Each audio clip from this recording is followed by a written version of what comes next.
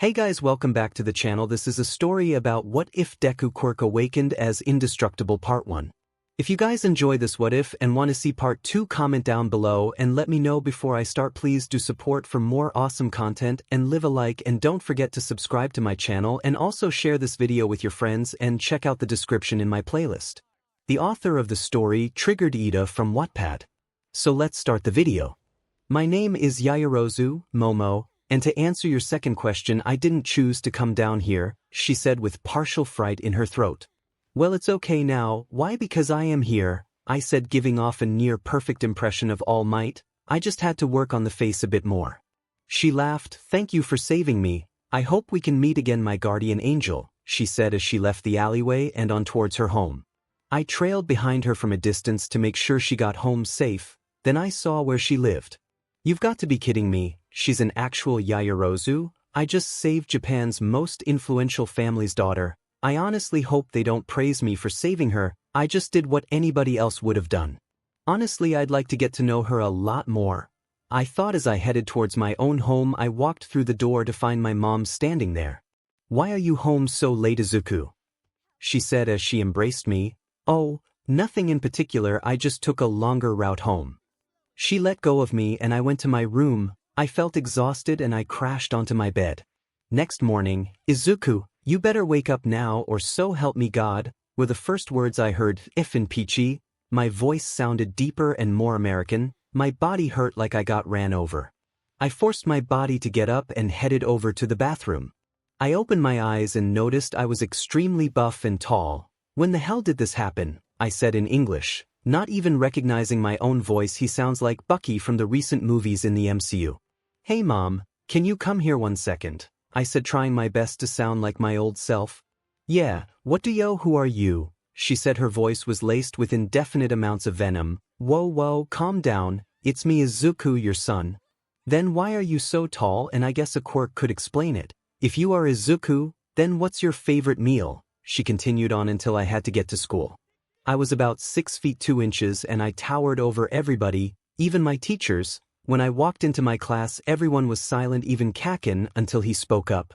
What the hell is wrong with you? Did you inject too many steroids? He taunted. No, you idiot, I developed my quirk last night. That's why I'm so goddamn late, I said in perfect English. Only Kakin and the teacher understood what I said.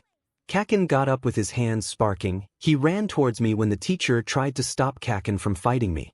So I did what any normal teen would do. I chopped him on the neck, knocking him out. Midoriya, you will take him to the nurse's office and go to the principal's office. But besides that, congrats on getting your quirk, he said, quickly shifting the mood. Now get out. I took Kakin to the nurse's and headed for the principal's office.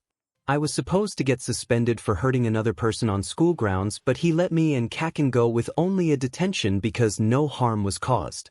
As we served detention, I could feel eyes burning holes into the back of my head, but I wasn't paying attention to that.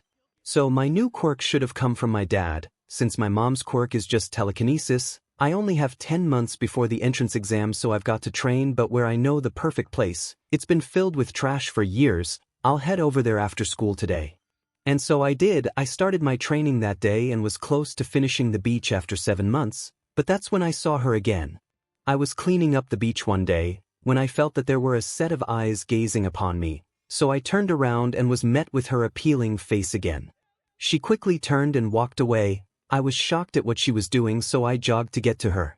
As I caught up with her, she tripped, so I reacted with catching her with my arms around her waist. I was blushing profusely at my actions. I pulled her up onto her feet and bowed. I am so sorry for causing you to fall. She playfully hit me on the head. Still seems like you're my guardian angel, she then laughed. It was the most appealing, heartwarming laugh that I have ever heard. I just melted at the sound of it. Hey, are you alright? Your face is extremely red, and you've got a high temperature, she said as she touched my head, only causing me to blush harder. I'm fine. Really it's nothing. Okay, whatever you say. It occurs to me that I never got your name. She asked me. Oh God, she is so cute when she speaks like a rich girl. Wait, what am I saying? I can't be in love with her, I thought, which made my heart beat faster and faster until it felt like it would burst. My name is Izuku Midoriya. Pleasure to make your acquaintance, my lady. I bowed, which caused her to blush, but I didn't notice. So what were you doing? Spying on me at the beach, I could presume, I taunted. And no, it's not like that, Baka. I was just gathering my courage to say hi to you after so long, she said as she hit me over the head. Oh well, hi. We then spent the rest of the afternoon talking to each other until she had to go home. I've got to go home, Midoriya, but it was nice meeting you. Oh, and before I forget, what high school are you planning to go to? Well, I plan on going to you just like you. Also, do you want me to walk you home? It's almost sundown. I pointed to the sun as she shook her head. I can't possibly let you go home late. Nonsense, I usually am out later than this. I'm also not taking no for an answer, I stated as she sighed. Fine, I guess you can come, she grumbled. I then pumped my fist into the air. Me and Momo have been hanging out these past few months and have gotten to know each other much better. I was finally ready to make my dreams into a reality. Ooh, get ready for me to come. Izuku's POV, here I stand, in front of my dream school. Time for me to take the first step towards my goal, I thought as I took the first step onto the school grounds. I continued on walking until I saw Kaken accidentally push a girl down. I disappeared and reappeared in front of her, catching her by the shoulders. Her face was flushed and I had no clue why, so I asked her, "Hey, are you sick or something? 'Cause if you are, you shouldn't take the exam." Then, cried the brown-haired girl that almost fell. I'm fine. I have her a skeptical look because of how she was stuttering. Really, I am fine, she said. I sighed, knowing that I gave, and we both got into the exam hall quickly. I found that I was placed next to Kaken, so I sparked up a conversation with him. So, Katsuki, have a girlfriend yet, or anyone you have your eye on? I teased. He went a shade darker than usual. Why would I tell you, you useless Deku? I put up my hands in defeat before starting to say, well, if you're not into girls, are there any goo? Are you ready? I was cut off by the person who gives off the instructions. I turned my direction to the speaker and found that it present Mike, who used his voice as a weapon to disrupt enemies and make them go deaf with his loud voice. Let me hear you say. The crowd was silent. Sheesh, tough crowd. Welcome to the UA entrance exams. In this exam, y'all will be placed within different cities to fight robots. I zoned out as I started muttering about how present Mike. Excuse me, Essa, there are 4 robots as you said, but there are only 3 on the screen. If you were wrong in out the information, then this would be an embarrassment for you. And you. I pointed at myself. Yes, you. If you can't take this seriously, then you should leave, he said as he robotically pointed to the door. Hey, if anything, you're the one not taking this. Seriously, you literally didn't let present Mike finish speaking. You just interrupted him because you can't just calm down and wait. Now, present Mike, if you'd continue, I said as I sat back down, not caring about what the other people were saying about me. As present Mike finished his speech, the screen displaying the robots changed to represent which areas we would be heading to fight the robots in. I was placed into City B. When we got there, I spotted the brown-haired girl and the rude guy from earlier. I was going to say hi to the brown-haired girl, but I thought I shouldn't. The rude guy from earlier caught me looking at her and came up to me. If you think that I'd let you interrupt anybody else from doing their best, then you're sorely mistaken. Jesus Christ, all you ever do is run your mouth. I suggest that you shut up and calm down for once in your life. You stick in your butt, I said, irritated. He opened his mouth to speak again, but was interrupted by a bell that signifies that the exams were starting. I rushed off into the city, leaving everyone in my dust. I spotted a couple of one-pointers, so I just blasted them with air pressure from my quirk. I then rushed deeper into the city, destroying robots with punches, kicks, and slams until a huge robot came into the city. I assumed it was a 0-pointer and was ready to take it on until I heard a cry from under the rubble that the robot caused. It was the brown-haired girl. I rushed in to save the girl by lifting the rubble off of her and giving her to the rude guy. I then turned towards the 0-pointer and jumped up to punch it. I could only jump a fourth of the way, but I still punched its leg, which broke it in half. I did that with the other front leg and threw it off balance, which caused it to fall. I then ran to the center of the robot and tried to hold it up and keep it from falling. But it wasn't working. I could feel myself getting crushed. I felt that same burning longing to survive and beat this 0-pointer. I felt a new power course through my veins. I felt like I was burning with determination. I started to be enveloped in a blue and red shroud of lightning. I felt that I could lift anything in the world. I started to lift the 0-pointer with one hand and shouted, "Go beyond, plus you'll." I then punched it with my free hand. It was easily launched into orbit. I collapsed on the ground clutching my chest. It felt like it could burst if I'm not careful. I started to look at my surroundings and blink. Everything was getting blurry and becoming black. The last thing I saw was a group of people surround me as I passed out. I woke up with a massive headache. I opened my eyes and immediately closed them due to the blinding light. As I got acclimated to the light, I saw someone sitting in the bed next to me. It was that brown-haired girl, and she was awake talking to the nurse or doctor of the room. She turned around and introduced herself as 𝗬𝗧𝗏 𝗓𝗏. "Hey, thanks for saving me back there. Can you be me boyfriend?" She said that last part quickly. "Come again," I said as I lifted my hand to my ear. I said, "Can you be my boyfriend?" I was flat out shocked. Why did a girl who has never met me want to be in a relationship with me? "I'm sorry, but I'll have to say no." I got up leaving the nurse's office, but not before getting my results. As I headed home, I had a bad feeling about the girl I just met. 𝗬𝗧𝗏 "Oh, you will be mine, Izuku. You will be mine even if it's the last thing I do." My results were in. It was time to see if I would be accepted or not. I opened the mail on my desk and out popped a small black disc. I was confused until a hologram of All Might appeared. "Young Midoriya, it is so nice to meet the young man who has the heart of a hero. You, my young man, have scored 84 villain points, which allows you to be second place, but there were two types of points. You scored 84 villain point, but your score was 144 total points. The second type of points were rescue points, which you scored 60 of for saving young 𝗬𝗧𝗏. Welcome to your hero academia." And with that my tears flowed. I was happy that I was accepted by the school and by All Might. I exited my room and my mom was outside of it. I told her the good news and she was ecstatic about the news. I knew I had to text Momo about my acceptance, so I entered my room and plopped on my bed pulling my phone out. "Guardian Angel, yo Yaoyorozu, I got accepted into your Momo. Oh, I'm so glad that you've been accepted. What class are you gonna be in?" "Guardian Angel, Class 1A if I'm correct, Momo. Really, I'm also in Class A, Guardian Angel." "No way, we get to see more of each other." Momo started blushing, but Izuku has no clue. Momo, "Yeah, that's great. Well, school starts tomorrow, so I'll be getting ready. Good night, my Guardian Angel, Guardian Angel." "Good night, Momo." God, why has she been using that nickname she said when she first met me? It's so goddamn cute and I love it. Wait, I love it. Do I love her? Do I want to be with her? I thought of Momo and my heart raced at 1,000,000 miles per hour. My chest felt like it would explode. What is wrong with my chest? Is it because of my quirk or what? After 5 minutes or so I calmed down and went to bed. I put on my UA uniform after showering and all the other tasks and headed off to UA an hour or so before class started. After 50 minutes of taking a train to UA and walking, I finally got to class. I was outside the class and I could already hear Kaken and that blue-haired boy arguing. "Take your feet off of the desk. You are disrespecting your upperclassmen and those that have built the desk," scolded the blue-haired man.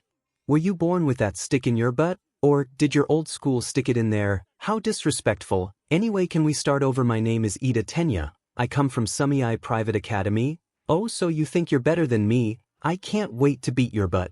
Gasp, "Are you sure you want to be a hero?" "Don't worry, it's always been his dream," I interjected from the door. Ida turned towards me and was going to introduce himself, but I stopped him.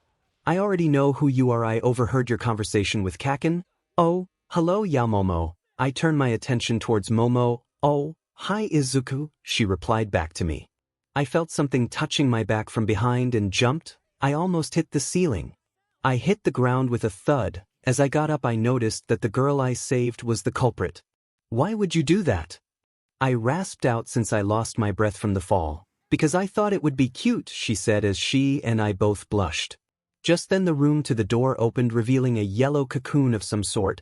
"Sit down and be quiet," the cocoon said. We all sat down as the cocoon slugged towards the teacher's desk. "It took you 8 seconds to quiet down. We'll need to improve it. Anyways, put these on and meet me in the training field." The cocoon sprouted into a black-haired human that pulled out a box of gym uniforms. We all took our size and got changed. We all met at the training field. I noticed which pro hero the black-haired man was. He was the pro hero Eraserhead.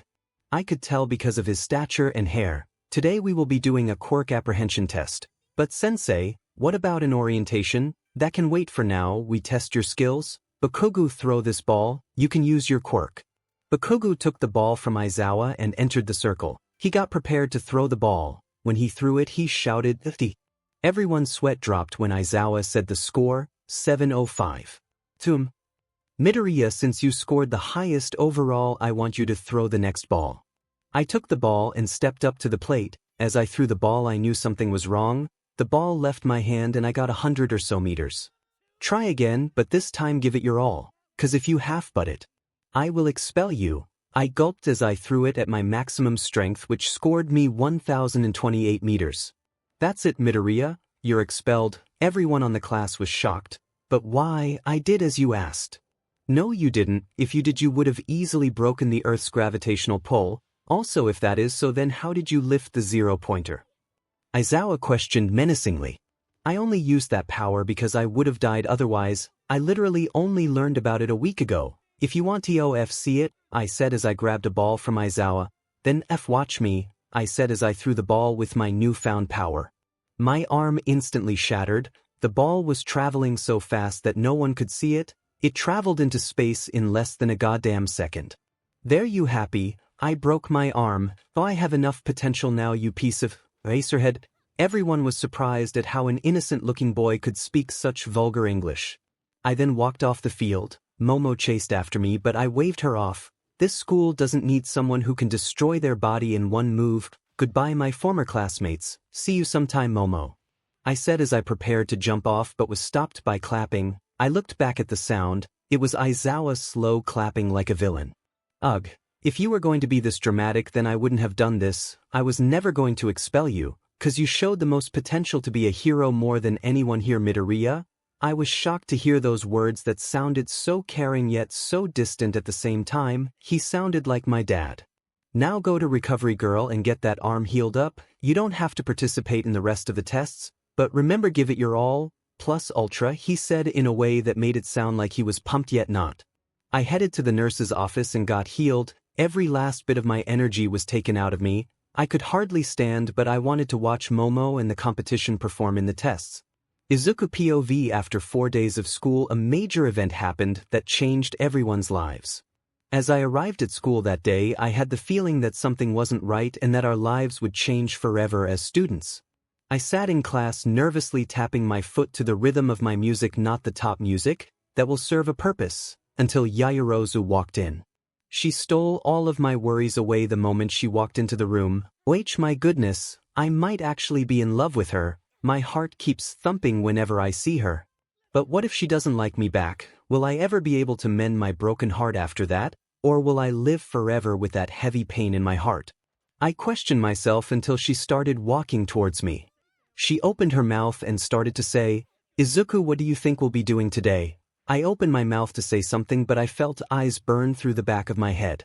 I glanced back and saw Todoroki giving off a death glare. I actually have no clue, Momo, but I'm kinda nervous about it. God, if looks could kill, I'd be dead 1,000 times over.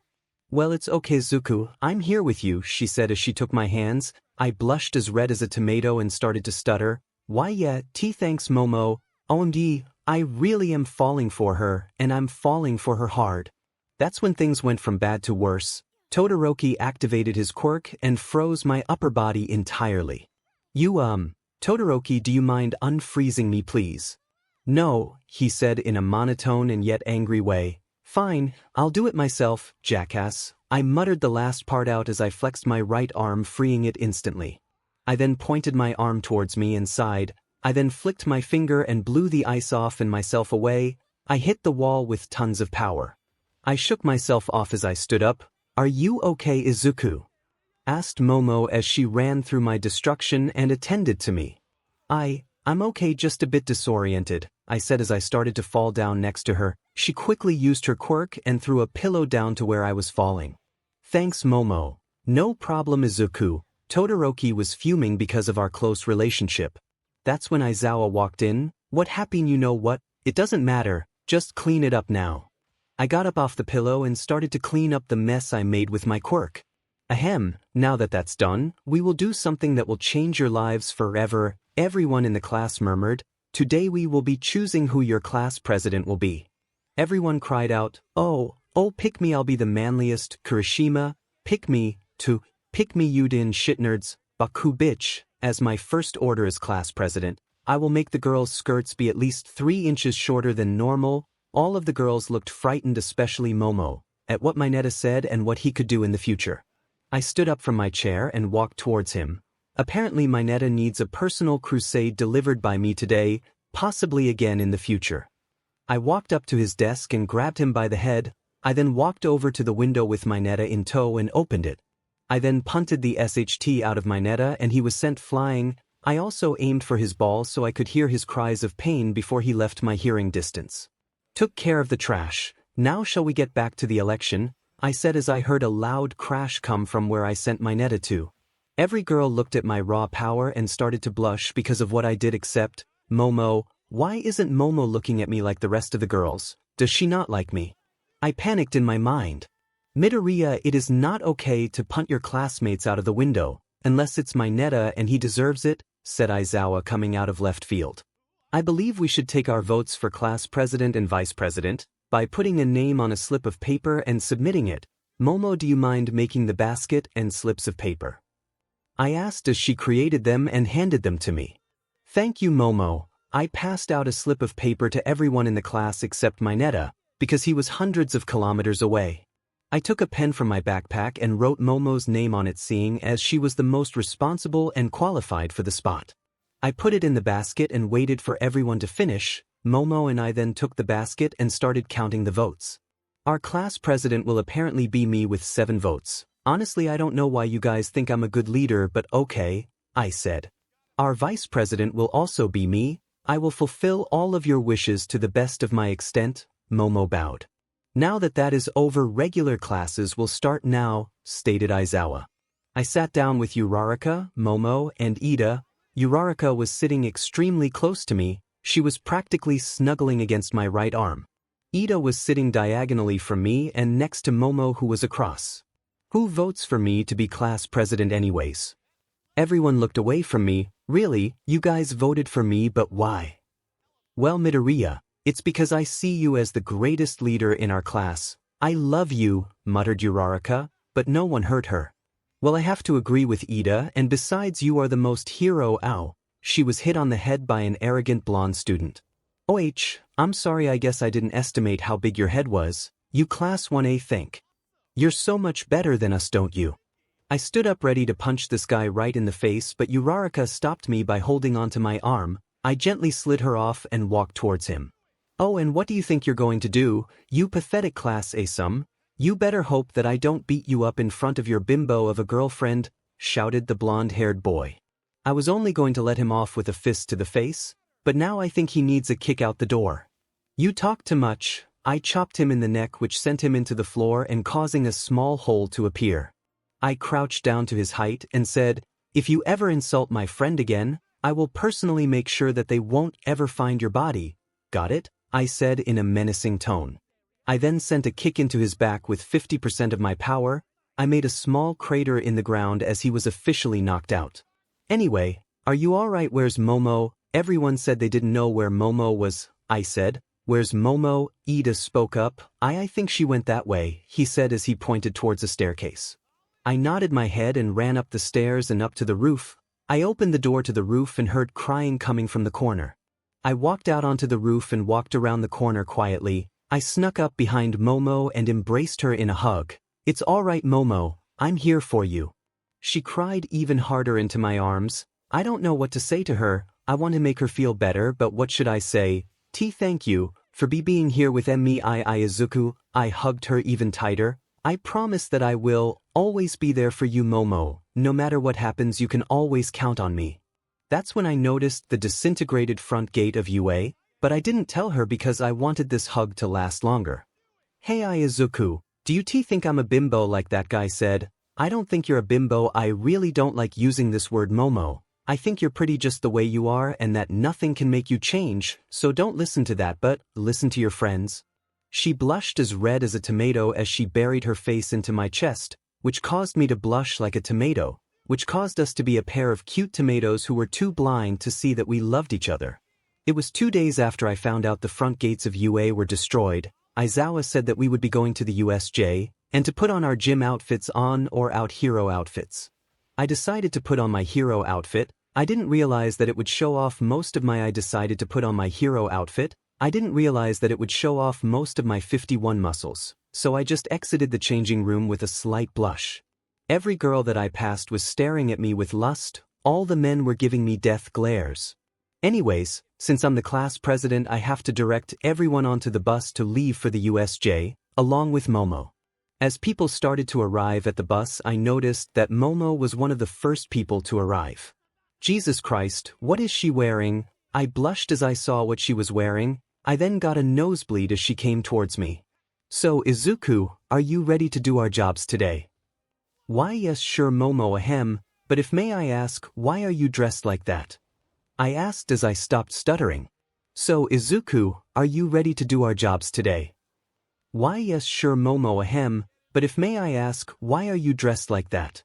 I asked as I stopped stuttering. Oh, this? She didn't know that she pointed at her chest as she said that, which caused me to be 10 shades of red darker. It's for my quirk. If I use my quirk with clothing under the point of creation, then my clothing would either break or hurt me depending on where it is created. Yeah, but aren't you afraid that you can be hurt easier?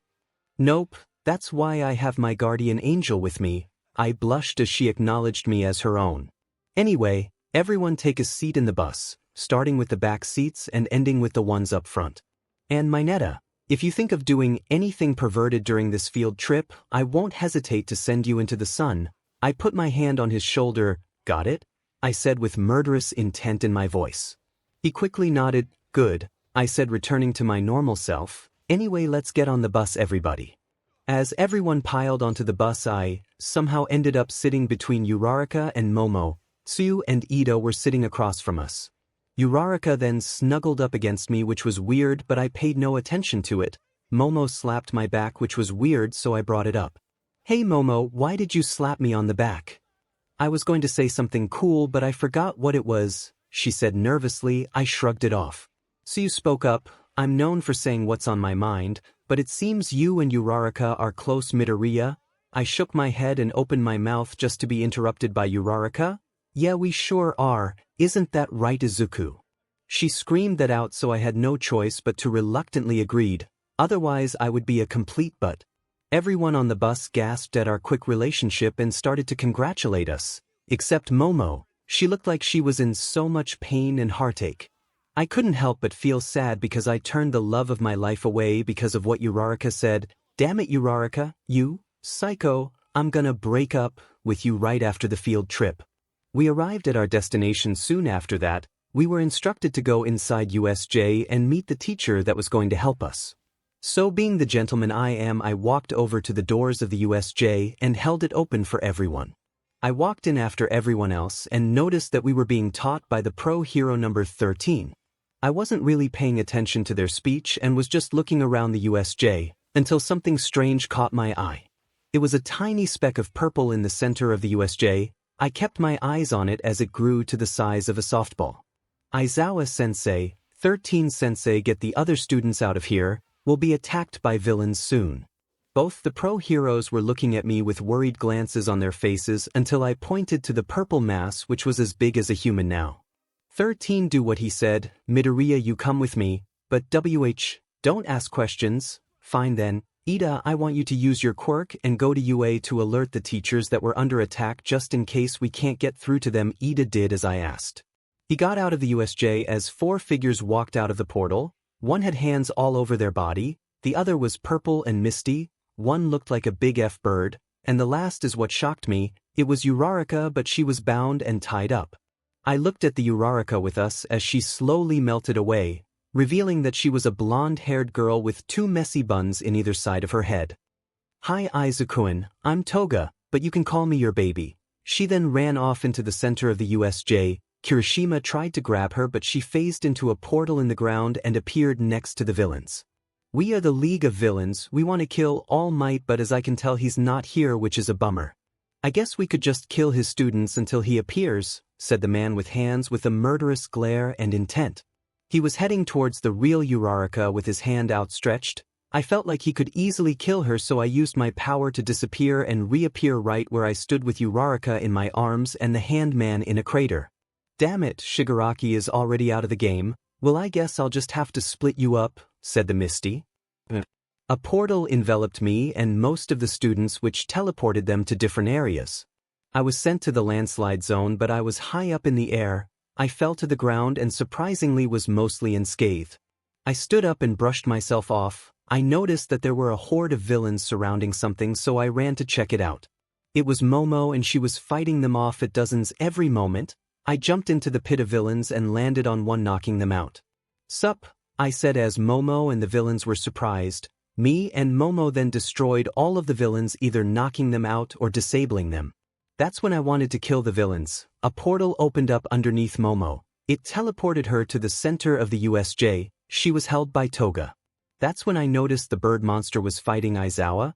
It was completely one-sided. Aizawa was not going to win this battle.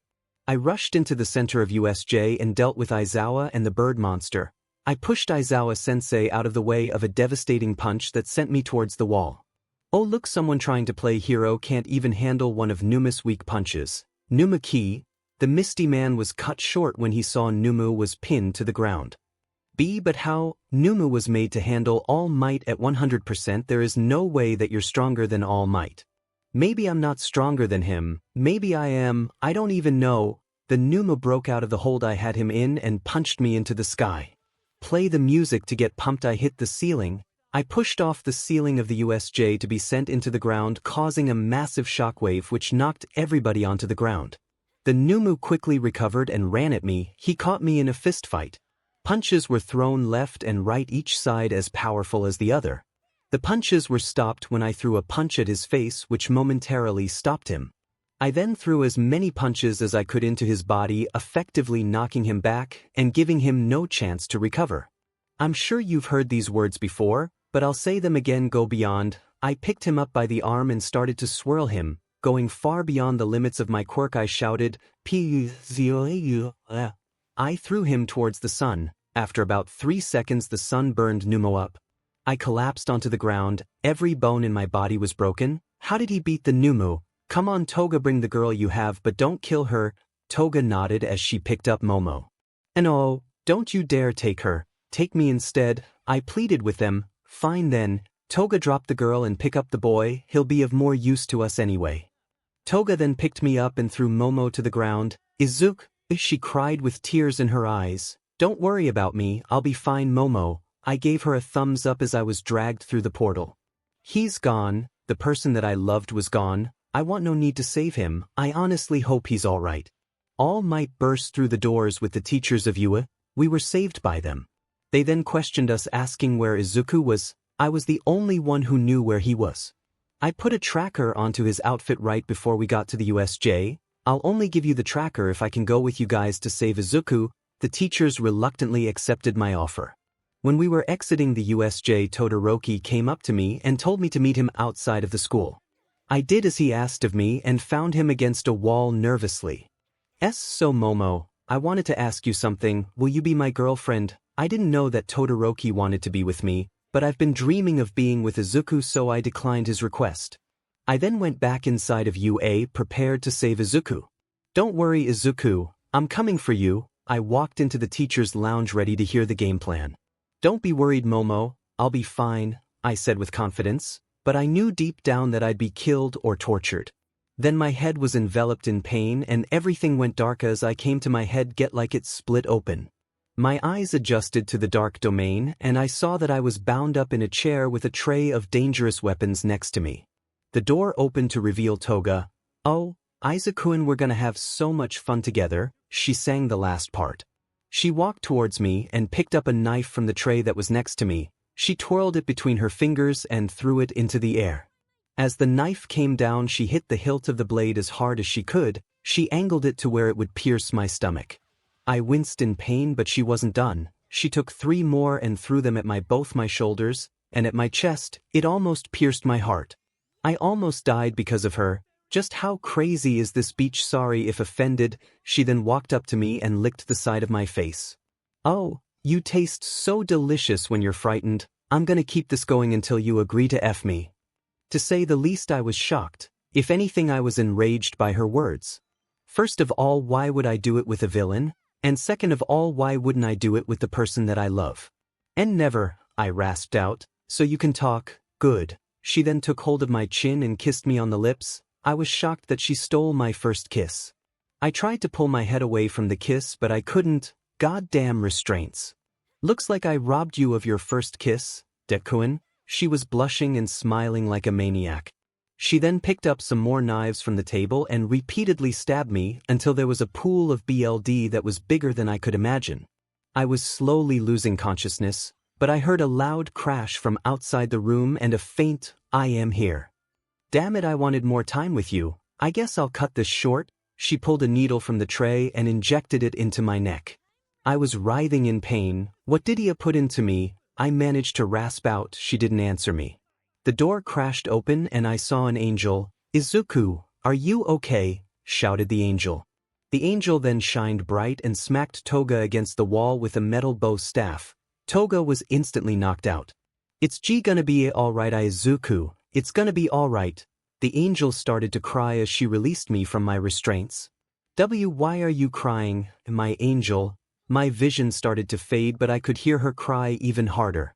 Don't worry, Izuku. I'll get you to safety." My angel then slung me over her arm and brought me outside to an ambulance. I was losing consciousness. "No, don't you dare die on me. I need you, Izuku. I love you." I refused to pass out on my angel.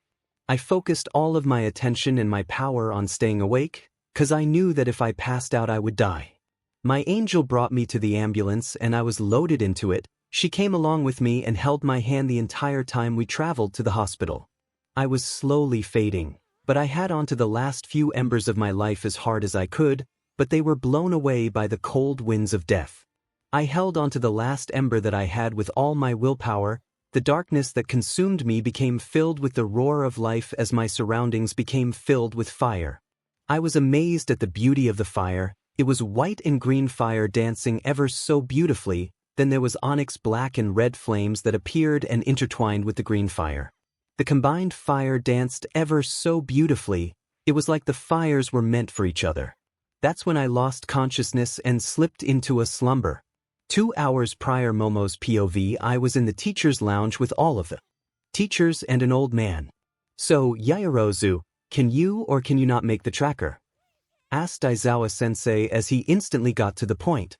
I nodded as I created the tracker and tuning it to the frequency of the tracker I put on him. It took a minute to pinpoint his exact location, which was 4.5 hours away. It's on the other side of Japan. I showed all the teachers the location of Izuku. "Young Midoriya, my boy, we're coming for you. Young Yaoyorozu, get on my back. We're going to get to Izuku faster if I run there." I was shocked that he chose me to come with him, but I disregarded it as I climbed onto his back. He punched a hole into the wall and jumped off with me. "Please be safe, Izuku." I could tell that All Might was getting exhausted because of all the running and jumping to the location of Izuku. After All Might stopped running, he emitted smoke and, poof, he was gone and replaced with a small emaciated man. I opened my mouth to say something but was cut off by the man. "Don't worry, it's me, All Might. I can't do hero work as long as I could before I got an injury that will prohibit my hero work in the future, so please just don't tell anyone about this." I nodded my head in response as we headed to the location by foot. After 30 minutes of running, we came across an abandoned building in the middle of the forest. All Might told me the plan of action. As soon as he busted a hole through the building, I was to run inside and try to find Izuku. All Might gave me a countdown with his fingers. 3, I'm coming, Izuku. 2, I hope you're not injured. 1, I will be your guardian angel. All Might busted the wall down. All the noises were drowned out as I ran into the building trying to find Izuku. I heard Toga's voice speaking to what seemed like Izuku. I ran into the room ready to protect Izuku. "Are you okay, Izuku?" I then created a metal bow staff and pushed Toga against the wall, knocking her out. I saw all the BLD on the floor and the cuts that littered his body. I was in pain because of how damaged he was. Don't worry, Izuku, it's gonna be alright." I started to cry as I released him from his restraints. Why are you crying, my angel?" he rasped out surprisingly seductively. Did I hear him right? Did he just call me his angel? I started to cry even harder because of how delusioned he was. I heard the sound of sirens outside of the building. I slung Izuku over my shoulder as I spoke. Don't worry Izuku, I'll get you to safety. I knew that he most likely wouldn't make it out of this alive, but I had to believe in him. I could feel his grip on my shoulder loosen and I said what was on my mind. No, don't you dare die on me. I need you Izuku, I love you. I felt his grip on my shoulder tighten. I pulled him into an ambulance and rode along with him. As we arrived at the nearest hospital, I could tell that he was going to die if he wasn't healed right now. I was frightened that he might die in front of me. So I took the chance and kissed him on the forehead. He smiled subconsciously. A nurse then rushed in with a needle and thread and used his quirk to sew him up much faster. He staunched the bleeding and transfused some BLD into Izuku. I was told that he would be in a coma for who knows how long. I cried as I heard that he'll be gone for a year, maybe even longer. I'm so sorry for being weak Izuku. I cried into his chest and fell asleep waiting for him to wake up. 5 days later, Momo's POV. Ever since Izuku has been rescued, I've been worried he's been in a coma ever since I saved him. Every day I've checked on his status to see if he was awake. Sadly he hasn't awoken. I've always been sitting by his bedside every day hoping he'd be awake. Todoroki came by a couple of times to see if I'd reconsider his question. Each and every time he asked, I forced him out of the room saying that I didn't want to see him again. I've been talking to people less since he's been in his coma. I just wish that I could have been there for him. I've been at his bedside ever since last night. I was awake all night, so when morning came round I fell asleep. I felt something move beneath my legs and darted up. I put my hands on his chest. Izuku? I asked, choking back tears. I waited for 5 minutes for a response. I never got one, but I didn't give up hope on him. I put my head back down on his stomach and started talking to no one. I wish I could have been there for you. I wish I wasn't so weak. Because if I wasn't, then why you wouldn't be gone right now. I started sobbing into his stomach. I stopped sobbing and slowly looked up. Izuku, I'm back Momo, I'm finally back. I jumped onto him, giving him a huge hug that lasted for a while.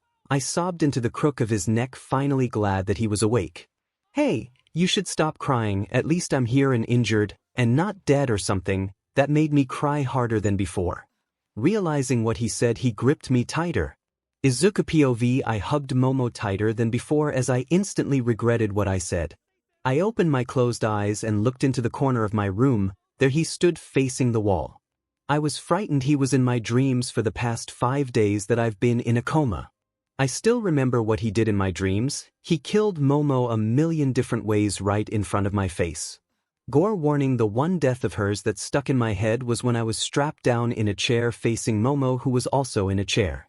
He forced us to play a sadistic game of cards, and whoever lost would get each body part cut off. At a time. I tried as hard as I could to lose, but I ended up winning the game even though I was meant to lose.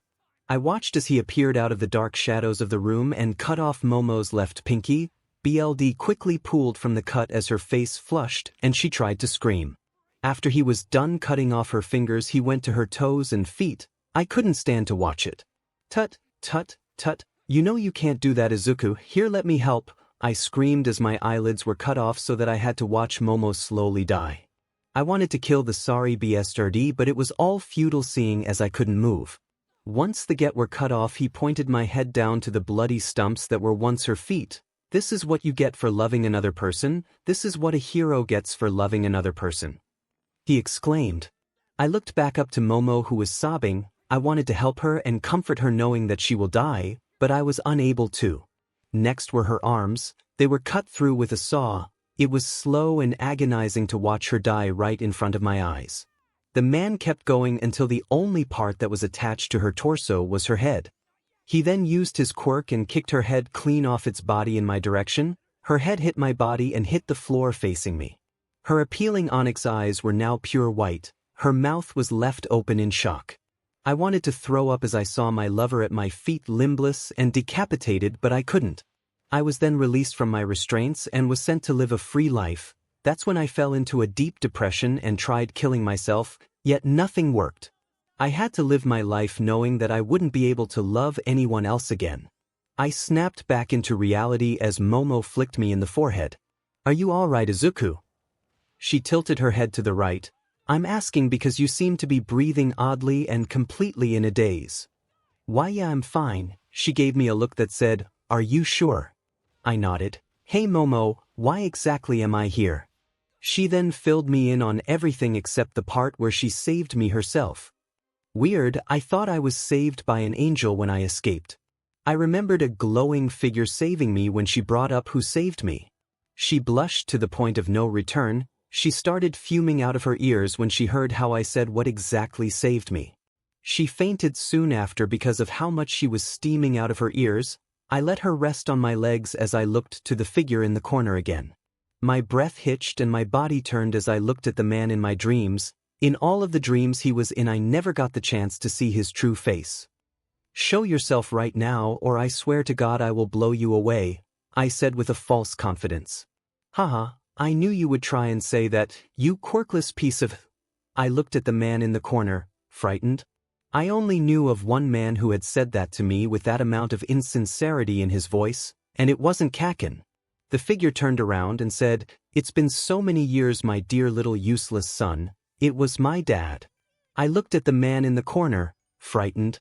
I only knew of one man who had said that to me with that amount of insincerity in his voice, and it wasn't 𝐒𝐭𝐻.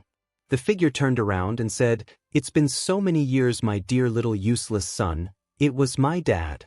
Present time. Why are you here? I was shaking, not with fear, but with anger for what he did to 𝗵𝗏 he did to my mom. He walked towards me until he was a foot away. I wanted to get up and punch him till he died so bad. He will die for his sins. Tisk. My poor little Izuku, I'm not here. His skin started to melt and peel away. His body started to grow and turn black. He was a demon, my demon. He sprouted horns from the top of his head and started to be engulfed in flames. I'm just a part of your delusions. He stomped his foot on the ground, opening a fissure to hell. My entire body was being licked by green and blue flames, yet I felt nothing. I hit the hell ground with a thud. I looked at my surroundings but saw nothing but Momo and my demon of a dad. I started to get up, but the ground suddenly erupted with chains. They wrapped around my body and locked me up onto a wall. My dad grabbed Momo by the head. He exerted some pressure on her head. Her skull started cracking and breaking until my dad released his grip. Her body fell to the ground with a thud. She was dead. You piece of... I'll kill you. As the chains released my body as my father disappeared, I ran to her body hoping that she was still alive even if she would die. I grabbed her in my arms and checked if she was still breathing. She was breathing, but hardly. She uttered 3 words with the last of her breath. I love you. Her head drooped as gray matter oozed out of it. I cried and screamed in agony. I screamed craving revenge. I screamed with bloodlust. I want no need to make him pay. Momo POV. I was sleeping peacefully on Izuku's legs when I heard him screaming. The sudden shock made me jump out of his bed and onto the floor. I regained my footing and looked at him. He was clutching his chest and crying like he lost something close to him. His eyes were still closed and he was still screaming. I was heartbroken. The man that I loved was screaming and crying for a reason I had no idea about. I shuffled towards him. I fell onto him in a hug. Everything's alright. I'm here, Izuku. I'm here for you, I whispered into his ear while stroking his hair, calming him down. He opened his eyes and stopped screaming. Momo, he whispered. I'm here for you, Izuku. I started to cry knowing that he was screaming and crying for me. Izuku wrapped his arms around me and started to squeeze. Please don't ever leave me. I need you, Momo, he started sobbing. It took us a couple of minutes to calm down enough to start speaking to each other. What happened that made you scream like that? I asked. Silence, Izuku. Still silence. I shook his arm gently. Izuku. Even more silence. I picked up his head and looked into his pain-torn eyes. He was crying silently. He really didn't want to make me concerned over his well-being. I broke my gaze and looked towards the ground. It's okay if you do. And no, I have to tell you. I thought lost you. My heart sank and tears welled up in my eyes. I was shocked to hear that come out of his mouth. What? Why would he say that? And why did he think that I died? Who did this to him? I looked into his eyes to see pain and tears. I put my hand behind his neck and brought him closer to my face until I could only see his eyes. He gazed at me lovingly and closed his eyes. After a bit, I followed pursuit and put my forehead against his. His jaw moved, but I couldn't hear what he said since he mumbled. "Excuse me, what did you just say?" "I couldn't hear you since you mumbled," I said while still pressing my forehead against his. He pulled out of the hug. He was brushing his hair sheepishly and blushing. I said, "I love you," he said without stuttering. I looked at him with a gaze that said, "I do too." I then closed the gap between us and kissed him on the lips. He kissed me back even harder than I did. It was passionate, to say the least.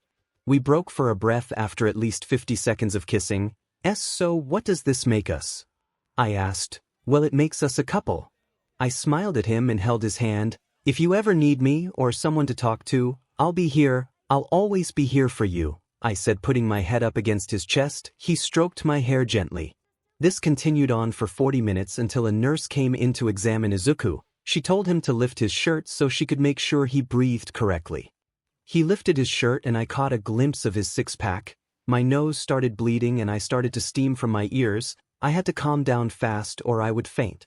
I plugged my nose and looked away, trying not to think about his six-pack. Must not think about his six-pack. And like that, my nose became a faucet of BLD. I fainted.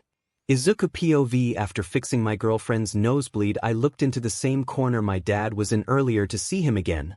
I didn't address him because I thought that would make me have another delusion. After the examination, I was cleared to go home, so I picked up Momo and carried her like a bride to her house. After 10 minutes of jumping and running, I made it to her house. I got up to the door and was met with who I assumed to be her father. "Hello, Mr. Yaozu, I'm here to drop off your daughter," I said to him. He was baffled and had no idea what was going on until I placed Momo in his arms and ran off back to my house. I was at my house within 5 minutes. I knocked on the door. My mom answered the door reluctantly. She peered her head through the door and saw me. "Izuku, I'm so glad you're safe," she hugged me. "We have a guest over, so come say hi to him." Him. My mom led me to the front room. There sat a sickly, tall, blonde man. He looked ready to spit up what he was drinking in surprise. He got up and bowed. "Hello, my name is Yagi Toshinori. It is nice to meet you, Izuku." He looked fairly familiar, like he was no way. Is this man in my living room actually All Might? "Izuku, why is he here, mother?" I asked, genuinely wondering why a person who seemed like All Might was in my living room. "Izuku. If I have to answer your question, he's a friend that I made. I'll spare you the details of how we met, but don't be rude to a guest of this house." How did I get her that worked? Did I make her mad by asking why he was in the room? I headed to my room waving it off. While doing nothing, I dozed off. I woke up in hell. I was chained up against the same wall as earlier and witnessed Momo die again. The same events happened, but I didn't scream. I prayed for her safety in the afterlife and went off on a journey to find my father and kill him. After several hours of wandering aimlessly, I was attacked by demons that worked for my father. They overpowered me easily. They snapped my neck in the dream. I woke up in a cold sweat and hitched breath. After calming down from my death in the dream, I found out it was 4 a.m. I decided to stay up and wait for school to start so I could head over there. I was informed via email last night that school would start the day after I got out of the hospital. Once it hit 5 a.m., I got ready for school. I showered, got dressed, made breakfast, brushed my teeth, and went on my phone till I had to leave for school. I jumped to school and made it 20 minutes before the bell, so I just waited for Momo to get there. After waiting for 5 minutes or so, Momo walked into the room. "Good morning, Momo." "Good morning to you too, Izuku. By the way, did you drop me off at home?" I nodded and she sighed. "What's wrong?" "No wonder he's so angry. What exactly did you do when you dropped me off at home?" I was confused by her question since I literally did nothing. "I only dropped you off at your house." Third-person POV. Yaozu mansion. Mr. Yaozu was in his mansion when the doorbell rang. He got up to answer his guest as his butler opened it up and let the number 2 hero into his house. Momo POV. I was questioning Izuku about what he did when he dropped me off at my house when I felt a pair of eyes burn into the back of my head. I glanced behind me and noticed Todoroki was staring at me like he wanted me or something. "Hey, Todoroki, it isn't polite to stare at people," Izuku said, pissed off that someone was making me uncomfortable. Todoroki glared at Izuku and then looked away. I opened my mouth to continue speaking to Izuku, but Aizawa-sensei walked in through the door. Next week we will be holding our annual sports festival. Every basic heroics class after today will be used to train your quirks and try to make them stronger before another incident happens. He stared at Izuku during the last part. I couldn't blame him. I mean, Izuku got kidnapped and almost died, so he left the classroom when he heard our BH teacher's footsteps from down the hall. I am walking through the door like a normal person. Izuku POV All Might walked through the door and towards the teacher's podium in a very unhuman-like way. Every step that he took he bounced and extended his leg in front of him. Once he got to the podium he spoke up. So today we will be having hero training in training field Gamma. You will all put on your hero costumes and meet me there. He clicked a button on a remote and the wall opened up with briefcases of our hero costumes that some of us wore to the USJ and some of us who didn't wear them. I grabbed my briefcase and headed to the training room. I took off my shirt and heard a voice. You should just die, you useless piece of SHT. Who said that? It couldn't be been Kaken, since he isn't in here. Yo dude, where did you get that scar on your back? Pointed out Kirishima. Huh, what scar? What do you mean, shit nerd? There's a huge but scar on your back, Kaken said as he walked into the changing room. I walked towards a mirror in the room and turned around only to see a scar that was the size of my shoulder blade and across my lower back. I see what you mean. I sweat dropped. F in shit nerd, Kaken said. I then got changed into my American-styled hero outfit and headed to the training field where All Might was. I was the first to arrive. I took every detail of All Might in and noticed that him and Toshinori from last night both had blonde hair with the little bangs. So All Might, if I may ask, is your name by any chance Toshinori Yagi? All Might's sweat dropped but kept up the facade. What do you mean, my boy? I haven't heard that name in my entire life. That's weird. Both you and Yagi have the same hair, color, and the bang thing with your hair. He then coughed out BLD in shock and emitted smoke from his body. Once the smoke dispersed, Yagi stood there. Huh, I knew you were him. Now, if you're going to date my mom, do not break her heart, or else I'll break you. Yagi blushed like a tomato when he heard he could be the boyfriend to the most wonderful person in the world, but that happiness soon turned to fright at the sudden mood change from Izuku. Why yes, young Midoriya? Good, now I think you should return to being All Might before the class comes. I pointed my thumb to the tunnel I came out of. There were 3 students going through it. All Might panicked and quickly transformed back into his hero form. Also, can I ask what happened to your body after we do this exercise? All Might just nodded. As the students poured in from the tunnel, I found that Momo was still not here. She must be the last one to get ready. I then counted the number of students that were here and counted 2 missing, Momo and Todoroki. What the hell does he think he's doing with my girlfriend? I was starting to stomp towards the tunnel to search for Momo when I heard the slight clanking of shoes against the ground. Momo came out of the tunnel a minute later. Sorry I'm late everyone, I had a bit of difficulty putting my costume on. Even though I've already seen her in that costume once, I got a nosebleed. I pinched the bridge of my nose to stop it when I saw a flash of light come from Momo. She offered me a tissue. Thanks Momo. Anything for my Zuzu. I blushed at the nickname she already came up with for me. Wow, the hero course is so cool, I heard a voice say. I looked towards the origin of the noise and saw Mineta looking at Uraraka and Momo lustfully, causing them to cover their bodies with their arms. I walked over to the pint-sized runt and put my hand over his head. I picked him up and put him over my head as I readied a kick that would punt him into a building. As I let go of him, I kicked and hit him right in the ball again. He was then launched into the 4th-story window of a surrounding building, causing the girls to uncover their bodies. All Might then cleared his throat and explained the exercise that we would do, but I looked at a figure that was standing around the corner of a building to my left. I didn't bring the topic up because it was most likely my dad, and if I did acknowledge it I would most likely have another delusion and a panic attack. I started paying attention when he announced who I would be with, which was Momo. I stopped paying attention to him and gazed lovingly at Momo. How did I score someone as appealing as her? She's a literal goddess, and I'm an unworthy peasant at her feet. I stopped thinking about her when All Might announced the team we would be going against on a projection board. I then searched for our team, which was Team A. After 30 seconds I found out who we were fighting. We were fighting the 2nd and 3rd best students in the classroom. Shudo Todoroki and Katsuki Bakugu. I gulped, knowing that this could be a tough battle for the strongest person in the class. Izuku POV. Our group was meant to go first. We were the heroes and Bakugo and Todoroki were the villains for this battle. So, Izuku, do you have any plans for how to take them down? I pondered her question down as I started mumbling. Well, I don't know what Todoroki's quirk is, but from the damage he caused at the USJ, I'd have to say it's some ice manipulation quirk. I don't really know the details of it. I continued on as Momo started to look worried. Izuku. I felt a tap on my shoulder. Yes. Hey, are you alright? Dim, old habits really do die hard. Yeah, it's just a thing I thought I stopped doing. She nodded her head. So I don't really know what to do about Todoroki, but leave Kaken to me. He will only focus on me. Soya, I said, scratching the back of my head. Oh, okay, how about we? She whispered the rest into my ear. What a great plan to take of Todoroki. Hero team, you may now advance. We then went into the building, enacting the plan instantly. I tried pushing the doors of the building open, but they were frozen shut by presumably ice. I used my quirk and punched the door open. The door flew across the hallway and hit the opposing wall, breaking the ice that was covering it. I walked into the building first with Momo at my stead. We continued up 3 floors without any interruptions from either of the 2 strongest.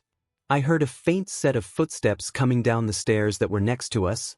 I pushed Momo against the wall that was beside the stairs and waited for the runner come round the corner. A tuft of blonde hair appeared around the corner. I ready to punch, but Katsuki was faster than I was. I sent my punch towards him, but he sidestepped it and grabbed my arm. He then forced all of his weight into one foot. He used the other foot to sweep me off my feet and threw me over his shoulder and into a jagged piece of ice. I bounced off the floor and coughed up blood. I looked towards the stairs and saw Momo heading up them. What are you doing, shitnerd? Pay attention to the fight. Katsuki sent a blast towards my chest. This is going to be a tough fight. Momo P.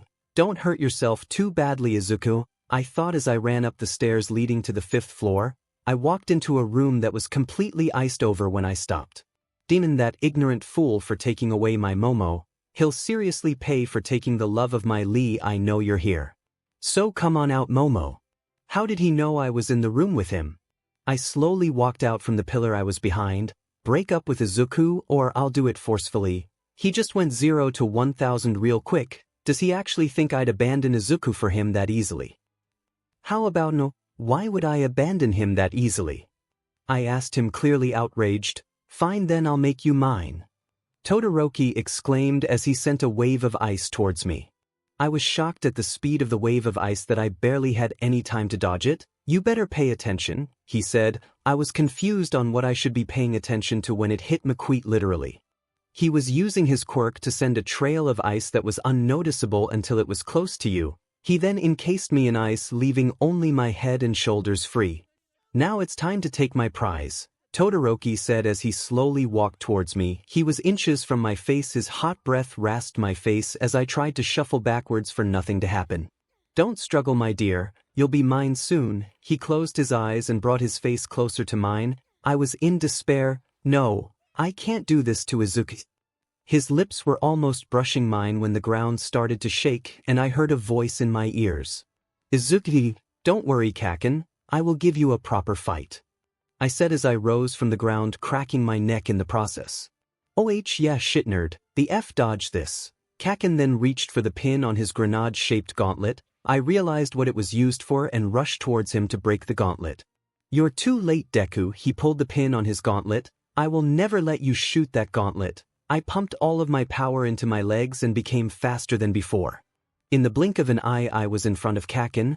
I then delivered a roundhouse kick to his gauntlet, causing it to shatter in 1,000 pieces. Hey, you but, he screamed while clutching his forearm because it too was shattered. I then sent a kick to his side, causing him to fly into the wall. He was absorbed into the wall and knocked out. That takes care of him. I turned my earpiece on. Hey Momo AR, don't struggle, my dear, you'll be mine soon. That BS Todoroki, I swear to F God I'll kill him. I was engulfed in anger and stomped my foot into the ground, forgetting that all of the power I had was in my legs. The whole building shook.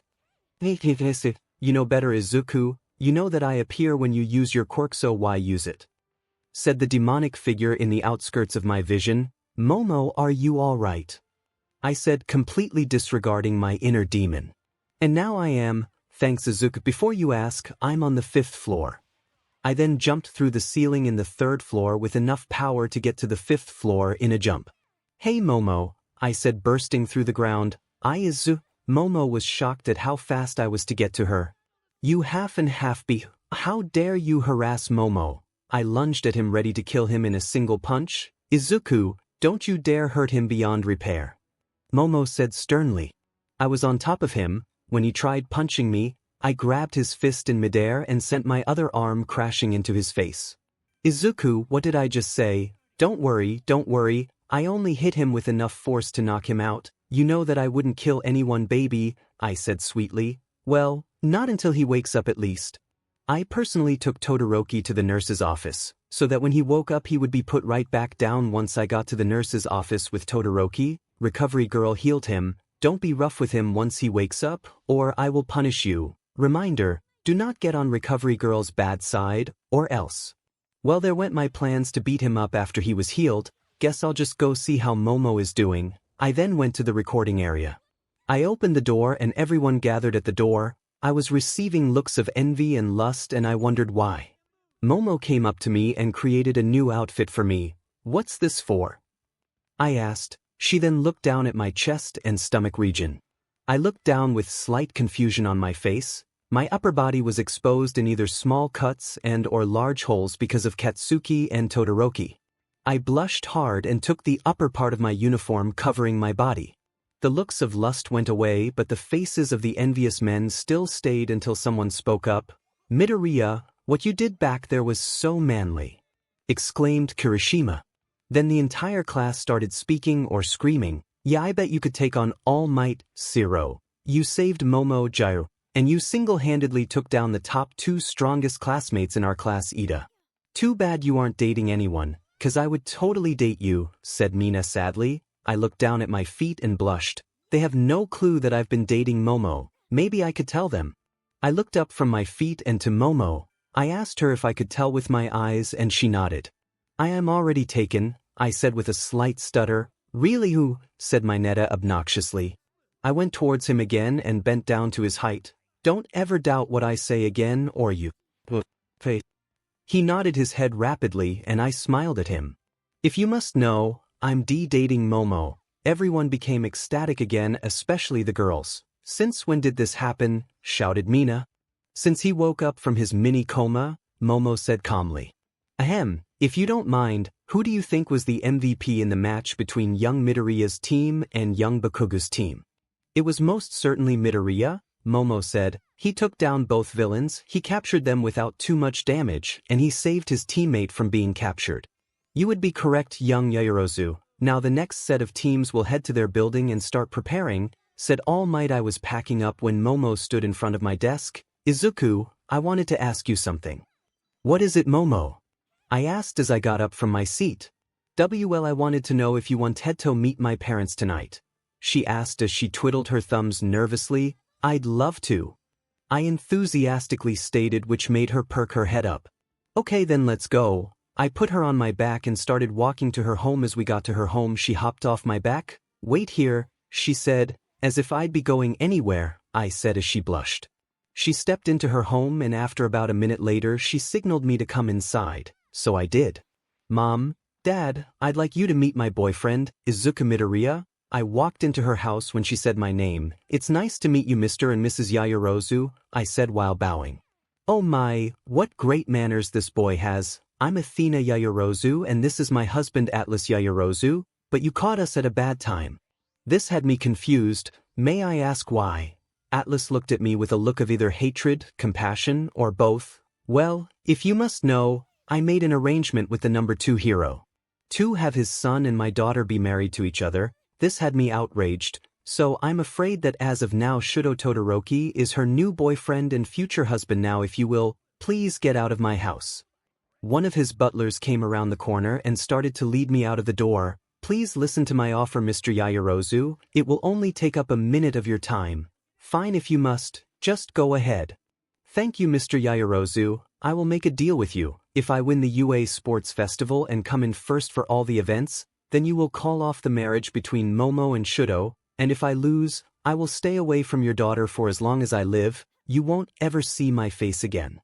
Momo was completely taken aback from her dad marrying her off, until I said that. "Izuku, you can't do that for me," she exclaimed. "But I have to do this. If I want to be with you, I have to do this," I said as I grasped her hands in mine. "Fine, I will stay true to the deal, except if you lose, you will leave." I gulped from the severity of Atlas's voice. "I'm fine with that, sir." "Okay, now leave my house. You and Momo are not dating anymore," he said as he looked to his daughter, "and you will not see Izuku until the sports festival, which if I'm not mistaken is 2 weeks away." Momo looked to me for guidance and I only nodded. "Thank you for giving me the chance to do this, Mr. Yaoyorozu. I will be taking my leave now." I walked out of Momo's home and jumped off to the forest where I train. If I'm going to win this, I'm going to win it without a quirk to make Atlas recognize me as a great boyfriend for his daughter. "Don't worry, Momo, I will win and keep you away from Shuto," I said aloud as I flew to forest. I was in my training area for 2 weeks. I lived in the forest capturing and killing my food most nights, and training the days away. Every day I woke up and ran the perimeter of the forest twice, did 700 sit-ups, push-ups, squats, and other exercises. In the forest I trained in hand-to-hand combat against a training bag that I made myself. It was made out of a flexible steel alloy. I discovered my body's limits when I'm not using my quirk. Currently, if I didn't use my quirk, I could break my extremely strong punching bag in one punch. I also discovered a special technique that I was going to use against Shuto if I fight him. "Don't worry, Momo, your guardian is coming to win you back." Third person Izuku Midoriya has come back from training after 2 weeks to fight in the annual UA Sports Festival. "I have to win today." Izuku held his hand out in front of him and clenched his fist, for Momo. Izuku then walked onto the field joining up with the rest of his classmates. They were shocked to see him as they thought he would drop from it. "Midoriya, why are you here? I heard that you were going to drop." And other similar things came from the mouths of most of 1A's students. The only people that were quiet were Todoroki, Momo, and Katsuki. Katsuki knows that I wouldn't pass up a chance to be labeled as the strongest student in class. Momo obviously knows why I wouldn't drop, and Todoroki most likely told them that I would drop out, thought Izuku. "So Midoriya," started Momo, "are you ready for the festival?" "I most certainly am ready to win the festival," Izuku stayed with confidence lining his voice. Todoroki walked in between Momo and Izuku. "You should talk to your own girlfriend, and not someone else's," he said as he got up in Izuku's face. His voice was filled with venom. Izuku got close enough to Todoroki where only he could hear what he said. "She will not be your girlfriend after today. After today she'll be with who she wants to be with," Izuku stated. "Izuku, I will destroy your bloodline, Todoroki." I was ready to beat his but for being so arrogant. Typical of him, but to have a bastard of a son. I was going to say something to Todoroki, but Miss Midnight was down introducing all of the first years. "Will our first-year representative Izuku Midoriya come to the stage to give an athlete's oath and a small speech?" My class pushed me on towards the stage. As I got on it, I took the mic from Midnight. "If you want to be first place in the festival, then you better think twice. 'Cause, I gave the mic to Midnight as everyone booed me. "Midoriya, what you did was rude and unforgiving. Why would you do that?" demanded Iida as he robotically moved his arms. "Simple, it was to make everyone perform at their best." I was ready to take on the first event, which was, the first event for the sports festival is an obstacle course. "Now go take your places at the starting line." I was at the very back of everyone for the race. It wasn't like I had to, I wanted to. 3:21 go, and with that I jumped onto the ceiling of the tunnel. I dug my fingers into the ceiling and started swinging forward with them. That is some whack but monkey strength right there. As soon as I was out of the tunnel, I touched the ground. I charged up my power to start running, but my legs suddenly felt numb. I looked down at the ground to see everything that was below my waist was coated in ice. How annoying. You think that some simple ice would stop me. "You really are a fool, Todoroki." I laughed mischievously. I focused all of my natural power into my arms and flicked the ice around me. The flick then caused the ice to splinter and break all around me. Because you haven't seen anything yet, I was determined to ice this fool and win back my girlfriend. For the first time in the past 2 weeks I used my quirk. This right here, this is something that I've missed. I then ran at my top speed. After about 5 minutes of non-stop running, I came to a minefield. I decided to take a mine straight from the ground and throw it behind me. I used my quirk to make my eyesight much greater. In the far distance I saw Todoroki riding on a wave of ice. Well, someone has to do this, I guess it'll be me, I said with a wide grin on my face. I somehow hurled the mine directly at Todoroki. It hit him square in the chest, causing him to fly in the air and then fall. I was ecstatic that I took him down.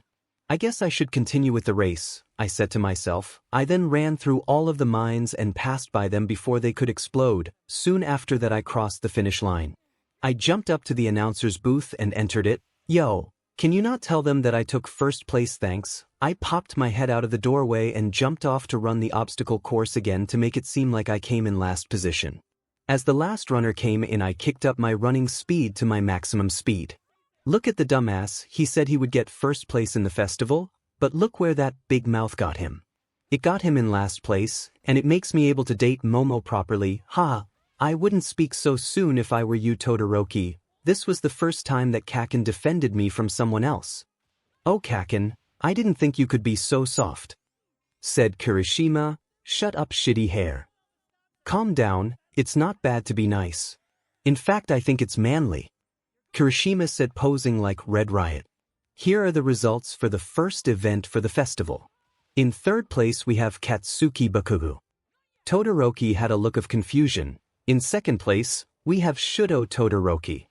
And finally in first place, we have Izuku Midoriya. Todoroki glared at me.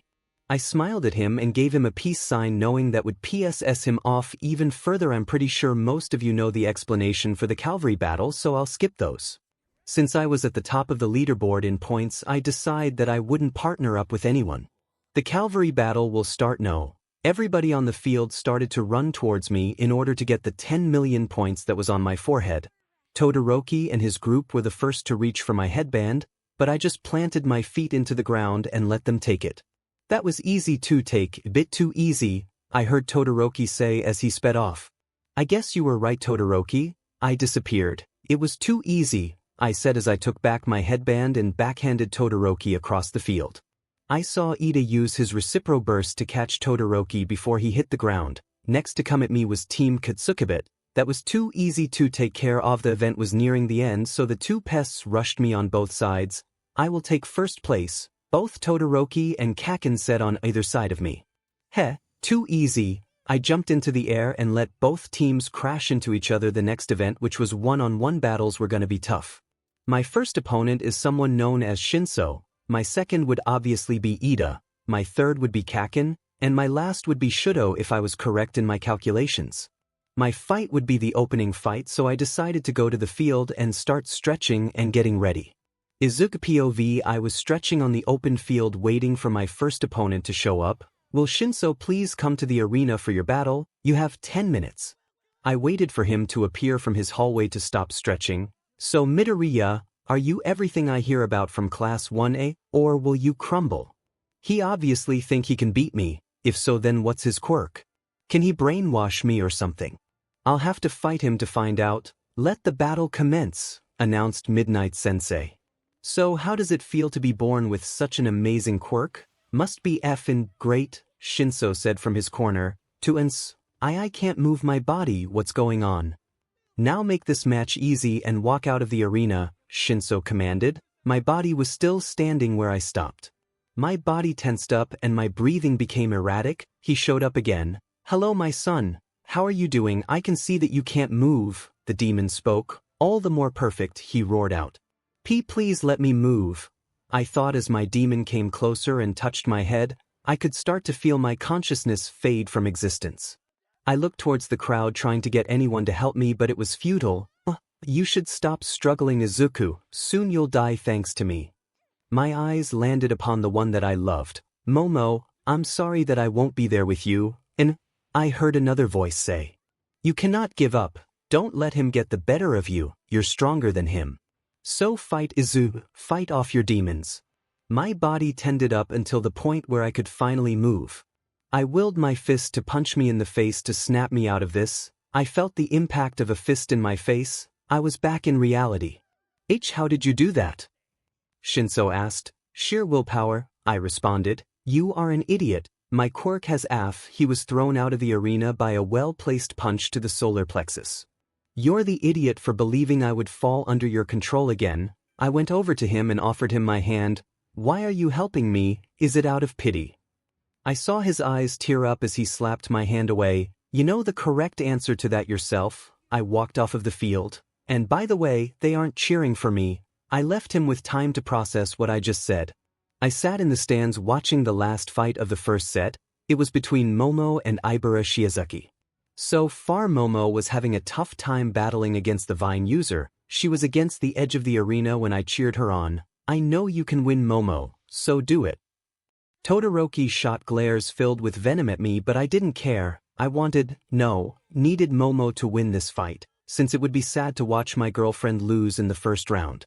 Momo's quirk started to activate. A small flash of light in the shape of a sword came out of her body. She pulled out a machete and started to cut at the vines 𝗵𝗃 was producing.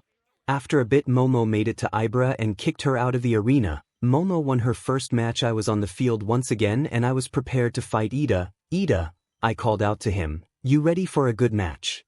Of course I am, Midoriya. I expect you to not hold anything back when fighting me. Course not. Let the battle commence. As Midnight finished saying that, Iida raced towards me with a mighty kick. He made contact with my body, but I grabbed his leg and planted my feet into the ground. I used the momentum of his kick to spin him around and throw him towards the boundaries. He was about to leave the arena when he used a 𝗓𝗫𝗄 burst to fly towards me. I disappeared and reappeared in front of him to counter his kick with a kick of my own. 𝗓𝗫𝗄 burst tornado kick. We were suspended in the air for a few moments, when a sudden burst of wind came from the collision of kicks and blew most of the audience out of their seats. It also sent Iida flying into the sky just like Mineta that one time. I landed on the ground and Midnight announced me as the winner, but since Iida would die if I didn't catch him, I jumped off before she could announce it. Iida was still flying in the air when I caught up to him. Why need help getting down? I shouted to him. I would very much like that. He was now falling at a rate that continued to increase. I couldn't catch him in this jump, so I landed on the city floor and jumped up in the air to catch him like a bride. Don't get any funny ideas. I landed on the ground with him and jumped back to the sports festival. Third-person POV. After Izuku dropped off Iida at the infirmary since his leg was completely broken, Izuku went off to watch the oncoming battle, which would be Todoroki versus Momo. No offense to my girlfriend, but she will lose to Todoroki since he can freeze her like he did to 𝗓𝗏, Izuku thought as he waited for the battle to start. Let the match commence. Midnight cheered. Todoroki did exactly what he did with 𝗓𝗏, but it was significantly weaker than normal. Momo was out for the match, so because she was frozen, Todoroki went over to her and stole a kiss from her. She was shocked, the crowd was shocked, but most importantly, Izuku was shocked, well, more like pissed off, or so mad that he would snap Todoroki like a toothpick. Todoroki, you goddamn b. I will end you after today and send you straight to hell myself. Izuku was about to punch the nearest object when he felt a hand on his shoulder. He turned around to see Kakin in his face. Save your anger for your fight with him, if you even make it that far, he said arrogantly, but he knew what he was doing. He was pumping Izuku up for the next two fights he would be in. He reluctantly jumped into the arena with Kakin on his back ready for the next battle, but first he had to do something. He went over to the glacier that was slowly diminishing thanks to Todoroki and sent a punch at it. He stopped his fist an inch away from it, causing the wind force from the punch to shatter the ice into tiny pieces and sent it flying into the air. So awesome, or so pretty, were the common comments Izuku heard from the crowd because of the falling ice that glittered in the sky, causing a snowstorm of sorts.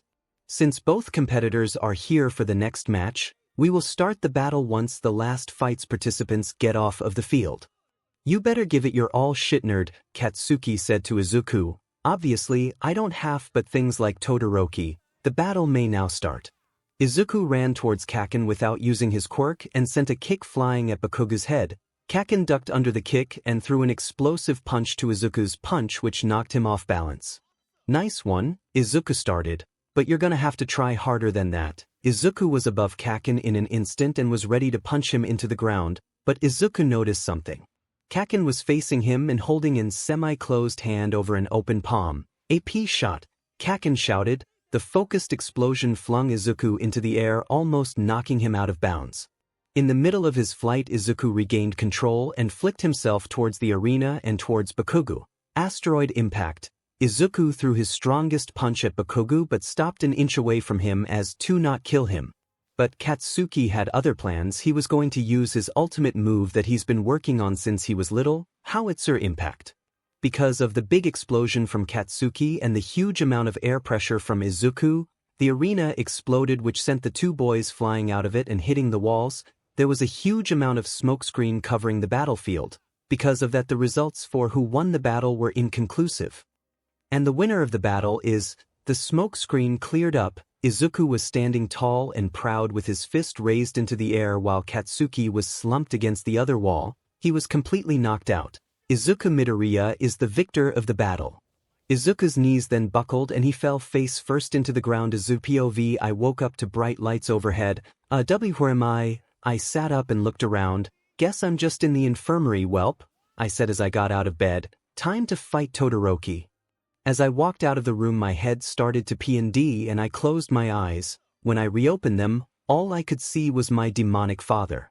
He was everywhere that I could see, and every single one of them were killing a Momo with me watching her die. Just like my dream, I want to stay here and feel pathetic, but I can't. I have to fight.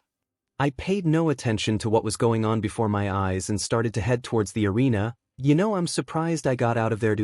I ran into someone that felt muscly and big. I opened my eyes and looked up to see the number 2 pro hero Endeavor. What are you doing, you runt? Geez, would it hurt to show the least bit of compassion? And also, my name's not Runt, it's Izuku Midoriya, you flaming piece of... Do you want to say that again, you runt? He said as he stood taller than he normally was in order to intimidate me. Yeah, I will. I called you a flaming piece. Now if you don't mind, I have to go fight your son in the next fight. I pushed him out of my way with ease. I could literally hear his blood boil from where I stood. After a few minutes of navigating the halls, I found the tunnel I was meant to exit to fight Todoroki. And here comes the undefeated, the invincible, Izuku Midoriya, shouted Midnight into her mic. Midnight-sensei, please don't call me any of those. I really don't deserve any titles, I said sheepishly. Guess I still have the tendencies to be nervous. I directed all of my attention to Shudo. Are you ready to lose, UB? As if you'd be able to beat me. He was cocky, and I was stubborn. In fact, I was too stubborn to lose to him. Let the final match begin. Immediately Todoroki sent a wave of ice covering me in a glacier. Does this mean I win? He said in his usual monotone voice. I guess. Boom. Pieces of ice were scattered across the arena. You'll have to try harder if you want to win, Todoroki. I was assaulted by more waves of ice by him. But every time he threw a wave, I countered it back with a wind pressure punch, completely breaking it. After a while his attacks slowed down and his left side was becoming frostbitten. You should use your other quirk. I mean, you might die from frostbite, Todoroki. But hey, must as well die a cold-hearted 𝗵𝘃𝗧𝗏 than a 𝗵𝘃𝗧𝗏 with a flaming one, I said, knowing exactly what would happen. Fire lit up the arena, almost covering every inch of it. All right, now I got to Fyac. I felt something sharp pierce my torso. I looked down to see a gigantic spike of ice ripping through my entire left side of my body. I coughed up blood and felt my consciousness start to fade. I looked Todoroki right in his eyes. Why would you do that? You should know why. The worst thing was that the arena was completely engulfed in fire, so no one could see in or out of it. I guess I'm gonna die here, huh? I grasped my head. I need to beat him. For vengeance, for honor, for Momo, I screamed mentally. I grabbed the spike of ice with both hands and broke it off from the rest of the ice. You will not win, Todoroki. Do you want to know why? I disappeared. It's because I have conviction, Galaxy Crusher. I picked him up from behind and jumped into the air regardless of my injuries. I got to the apex of my jump and threw him towards the ground with all of my might, causing the fire to disperse and the arena to blow up, sending rock everywhere. I landed on the ground and held up a peace sign and a grimace. Somebody, get Recovery Girl over here now, shouted one of the teachers. Why can't I hear the teachers properly? Oh yeah, it's because of this huge hole in my body. I dropped to my knees and collapsed onto the floor. My eyes were lifeless. Nobody's POV. Somebody, go get Recovery Girl right now, shouted Izawa as he ran over to Todoroki and tied him up in his scarf and taking him somewhere. All Might appeared from one of the tunnels that the students came out of and went over to Izuku. He picked up Izuku's limp body and jumped off towards Recovery Girl's office. He got to the office and busted the door down with a small kick. "What was Jesus Christ? Get him on that table now," she exclaimed when she saw Izuku in All Might's arms. Izuku was placed on the table that Recovery Girl pointed to. Two people came out of a separate room and rolled the table into the room they came from. All Might hung his head down and transformed back into his regular form. "I'm afraid that I just lost the one that deserved my quirk the most," he said to no one in particular. Momo POV. Before incident, Izuku was easily throwing punches that destroyed Todoroki's waves of ice with little to effort, but Izuku said something to Todoroki that caused him to surround the arena in a sea of fire. What just happened?" said Uraraka. "Izuku, I know you can beat Todoroki," I solemnly said in my head. I looked towards the sea of fire and witnessed something fly out of the flames, which dissipated them in an instant when something crashed into the arena. As the smoke cleared from the crash, I could make out two figures. One of them was Todoroki, who was embedded into the ground. And the second, oh god. It was Izuku standing over Todoroki with a hole the size of his fists going through his torso. BLD was running out of the hole like crazy. That's when I heard Izawa-sensei shout, "Someone get Recovery Girl," when Izuku fell. Is Izuku, and no, oh god no. I was sobbing as I ran down the halls to get to Recovery Girl's office. You just can't be," I choked out between sobs. I got to Recovery Girl's office to only see the door knocked off of the hinges. I stepped inside and saw a sickly blonde-haired man. Who are you?" I asked the man. He jumped up from his seat and looked relieved when it was just me. "Oh, excuse my manners. My name is Toshinori Yagi." He scooted over on the bed and patted the spot next to him. I sat next to the man and started crying. The man rubbed my back. Once I calmed down, the man spoke. "May I ask, why are you crying?" He spoke in a gentle way that made me feel at ease. "Why, you see, the reason I am here, is because my boyfriend was killed because he fought for my sake." I started to cry again, even harder than last time. For me personally, I feel that I failed him as a hero. I started to cry less as I heard him say that he was a hero. "What hero are you?" I asked as I calmed down a bit. "He does look like All Might for some reason." "Did I say I was a hero?" "Whoops, you must have heard me wrong, young Yaoyorozu." "Wait, did you just call me young Yaoyorozu? Are you All Might by any chance?" I said, still crying slightly. The man spit out BLD and wiped his mouth. "I guess I have to do this," he muttered under his breath. He then took in a deep breath and transformed into All Might for a couple of seconds. He coughs up BLD. "Please, you have to understand that you can't tell anyone about who I am," he said casually. "I understand, sensei, but why do you feel like you've failed Izuku?" I asked with a tear-stricken face. "You see, 2 weeks ago, when he disappeared off the face of the earth, I found him training in a forest." "A young love," Toshinori said. Flashback, third-person POV. There have been complaints of trees being uprooted in the forest for no reason. No other heroes have been notified about this event except me, but why is that? Toshinori thought as he was in his civilian form and investigating the site of the events. Crack! The sounds reverberated through the forest. "If that's who I think it is, I'ma be mad," Toshinori thought as he transformed into his hero form. All Might then ran towards the origin of the noise, to be smacked by a tree trunk. Planted his feet into the ground and grabbed the tree trunk. He then stopped the tree trunk from moving with one arm and smashed it with his other arm. The tree trunk broke away to reveal Izuku, who sheepishly smiled and waved. "Hi, All Might. My boy, why are you destroying this forest?" All Might said with his BLD pressure rising. "I can explain," Izuku said, waving his arms. "I was out here preparing to beat Todoroki in the sports festival, so that Momo wouldn't have to marry him in the future," he quickly explained. "You're an idiot," 𝗬𝗵 said as he karate chopped Izuku on the head. "But at least you're fighting for someone and not yourself." Then coughed up BLD. "I'll see you when the sports festival starts, my boy, but I have to go now." All Might prepared to jump into the sky. "Wait, All Might, what's that in the sky?" Izuku pointed out. "Is it a villain or someone who has been affected by a quirk?" "Whatever, I have to go save them, Izuku thought as he jumped away, leaving him in the dust. He was high above the city so he could see everything that was happening below him. He saw that a bank was being held up by people. He only saw it because the floating person was above the building. He reached into his pocket and put on a mask that he made as to not reveal his true identity. Izuku then jumped up again and grabbed the hostage and gave her to the police. He rushed in without any of the police knowing he was there. The only thing they could tell was that there was a huge blast of air. In the next few moments the robbers were knocked out and brought out in front of the building. What the hell just happened? All Might muttered under his breath. How could Izuku do this so easily? Maybe, just maybe, he could be my successor, All Might thought as he felt a burst of wind rush past him.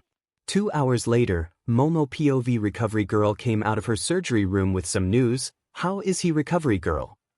Is he alright? I don't want to get your hopes up, Youths, better than I'd expected. I didn't think that he'd be able to survive having his organs mostly destroyed, but when I used my quirk they rapidly regenerated. So he's better than ever, and he's waiting for you. I was overjoyed at the fact that Izuku was alive and completely fine. Shut up. I can't have the main character in this story be a mini All Might with his organs destroyed. He has to be at 100% or it'll be bad. I went into the room to see him trying to stand up. He looked over to the door and his face lit up like a lamp. He stood on his legs and came over and hugged me. Momo. It's so good to see you. So did I win the battle?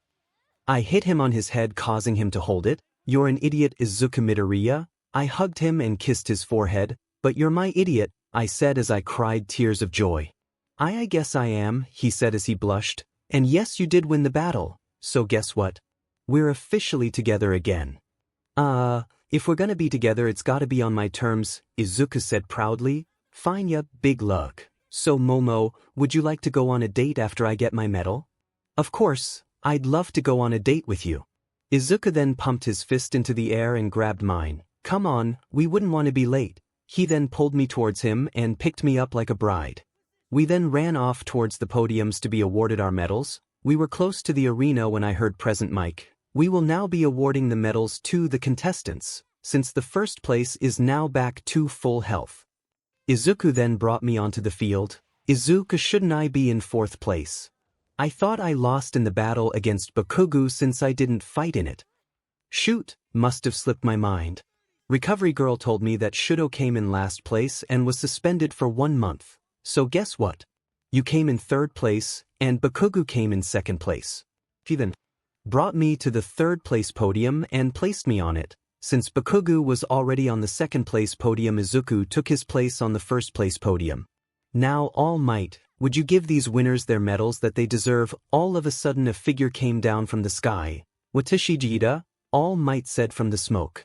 Yeah, it's exactly like All Might says. You should shut up, Eraserhead said. Yes, I'm sorry, Present Mic said quietly.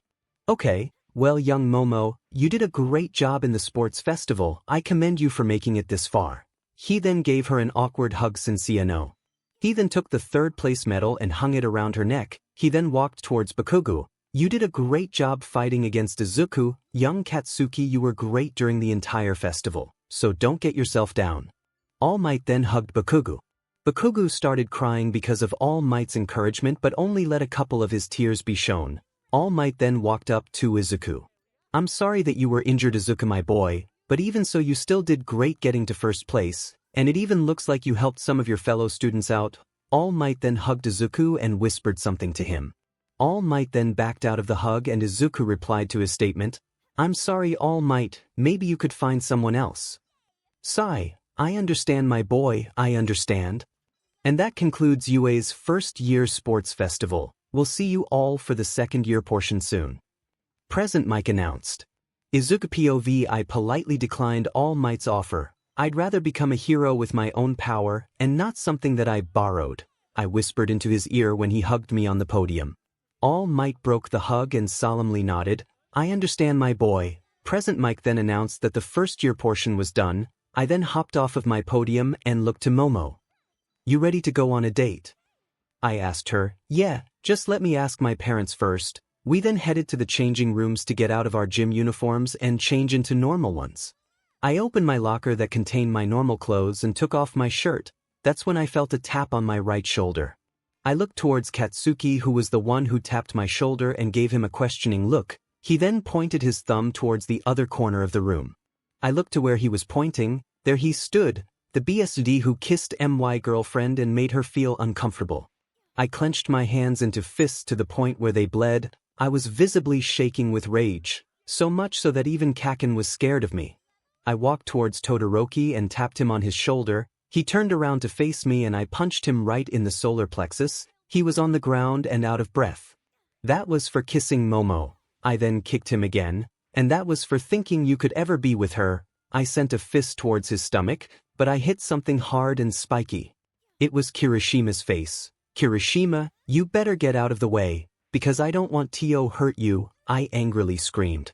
I get that he deserves this, but aren't you going too far? Kirishima questioned as he stood between me and Shudo. You do not know what and what he does not deserve. He tried to break me and Momo apart for his own reasons. He even kissed her. I threw my hands up in the air to add to my point. I could see that Todoroki was slowly getting up but decided to leave him alone and get changed. Deep down I knew that Kirishima was right and that he didn't deserve this much. I went back to my locker and put my shirt back on. Once it was over my head, I saw that a punch was being sent towards my face. You're a piece of... shouted Shudo, who made me turn my head to the side. Even though he punched me in the face, he caused no pain. All he did was forcefully move my head to the side. I turned my head towards his direction and looked towards every other person in the room. I gave them all a look that asked if I could destroy him. They nodded, fully knowing why he needed to be hurt. I looked Todoroki in the eyes. He was frightened, and yet I was ready to destroy him. I grabbed the fist that was on my cheek and took hold of his arm. I kicked his left foot from under him and threw him towards his locker, effectively destroying the lockers and knocking him out for the second time today. And that was for underestimating your opponent. I then started to change and soon after left to meet up with Momo. I was the first person to finish changing, and because of that I had to wait for Momo to finish, so I leaned against the wall opposite of the girls' changing room with my head aimed at the ground. I was waiting there for a solid 5 minutes until Momo finally came out. Play Starfire or the song above, hello appealing, I said as I walked towards her and wrapped my arm around her back. I tipped her back and kissed her on the lips. I kissed her for what felt like an eternity, until she had to break away for a breath. Nice to see you too, handsome, she said seductively. Want me to come with you to your house? I wanted to make sure that she would be safe. Sure. I'd love that, she replied. I then lowered my body enough so that she could climb on my back. I started to walk to her home when she fell asleep on my head halfway through. I tried to walk more carefully for the rest of the walk. I was at her house when I knocked on the door. Who answered was someone I didn't expect. It was Atlas Yaoyorozu. Oh, hello Mr. Yaoyorozu, may I come inside with your daughter? I asked him. Sure you can, in fact just take her to her room. Alistair, Atlas called. Yes, Mr. Yaoyorozu, Alistair said. I want you to instruct this boy up to my daughter's room. Yes sir, Alistair said obediently. Come with me. Alistair started to walk up the stairs to Momo's room and I followed him. He opened the door to Momo's room. I walked in and placed Momo onto her bed. She is way too cute when she's sleeping, I thought as I tucked her into her bed. I walked out of her room after kissing her on her forehead and walked downstairs. Well, it was a pleasure to meet you again, Mr. Yaoyorozu, but I have to leave. Good, I was interrupted by Atlas. Hold on my boy, I need to speak to you, he said urgently. I looked him in the eyes and waited patiently. I would like to apologize for breaking you and my daughter up. I could see that who I tried to marry her to was the worst possible decision. So I would like to ask, would you like to marry my daughter? He asked sincerely. I can't say that I would, because it is up to Momo to marry who she wants. Toy may not be the one who she wants to be with anyways. I still love her with all my heart, sir, I said to him. He walked towards me and placed his hand on my shoulder. I understand, but I hope that she does marry you. Also, I'd like to invite you to dinner tonight to celebrate my daughter getting third in the sports festival. What do you say, boy? I nodded my head. I'd love to come, sir. Thank you for the opportunity. I bowed and headed out of the door. Atlas's POV. I honestly hope that I'm doing the right thing, I said. You can come out now, Mr. Todoroki. A white and red-haired boy came out from around the corner. If you believe me, then you sent Izuku to get killed by your men. Am I correct? Shudo asked Mr. Yaoyorozu. Yes, my boy. If you aren't lying, then the boy should be killed for what he did to my future son-in-law. Izuku. I ran home as to get ready for dinner with 𝐎𝐩𝐢𝐻𝐼𝐴 later today. Finally. I can finally continue dating Momo. I'm happy that Mr. Yaoyorozu made the right decision. Soon after leaving the Yaoyorozu's house, I made it to my own home. I went to the front door and pulled out a spare key. I unlocked the door quickly. I'm HOO. I shouted into my dark house. I walked into the house, turning on the lights. Are Weather there? No response. I walked into the kitchen and turned on the lights. She wasn't there. Could she have left home? I then walked to my room and turned on the light. What awaited me was unpleasant. My room was cold and everything was shredded to bits. What the F happened here? I questioned as I grabbed my bed sheets and moved them because there was lettering beneath them. You will die. Those 3 words were written in BLD upon my bed. Wait, where the F I sing? I was worried for her safety since this could be her BLD. I rushed out of my room and tried to open her room. The door wouldn't budge, so I slammed into the door with all of my might. It came off of its hinges and blasted off to the other wall. Her room was frozen over with thick coatings of ice, but there was something else wrong with it. There was a corner of the room that hadn't been frozen over at all, so I walked over to the corner. With each step I took broke the ice under my feet, impaling myself with the shards. But I didn't care. The corner of the room looked suspicious, so there is most likely a clue as to where my mother is, I thought the entire time I walked. I was finally in the corner when I saw a note that was covered in dry BLD. I picked up the note fearing the worst. It read, "If you want to save your mother, go to the abandoned area of the Hosu Ward, Tamura Shigaraki." Why the F does this happen to me? I said aloud, not expecting a response, but that was exactly what I got. I don't know why you swear so much, but you should stop it, said an unknown voice coming from in front of me. I raised my guard, prepared to fight whoever was in the room with me, so I turned around and scanned the room, but there was nothing there. What in the flying F was that? I said in English. I felt hot breath running down my neck, so I did a complete 180 and saw nothing there. Right behind you, a voice rang out from behind me. I felt pain in my lower back and the trickle of a warm liquid down it. I punched the space behind me and engulfed the room in a huge torrent of wind that would surely knock anything against the walls. I heard the thud of a person against the farthest wall, so I turned around to see a pitch-black boy. What or why? I stopped speaking when he started to turn into liquid. Once the boy was completely liquefied, I went to my bathroom and tended to my wound. I took off my shirt and took out some gauze from my bathroom mirror. Thank God I thought about cutting myself. That may sound morbid, but I would have never been able to wrap myself up. Once I finished wrapping the wound, I put my shirt back on and headed to the abandoned portion of Hosu. Don't worry, Mom.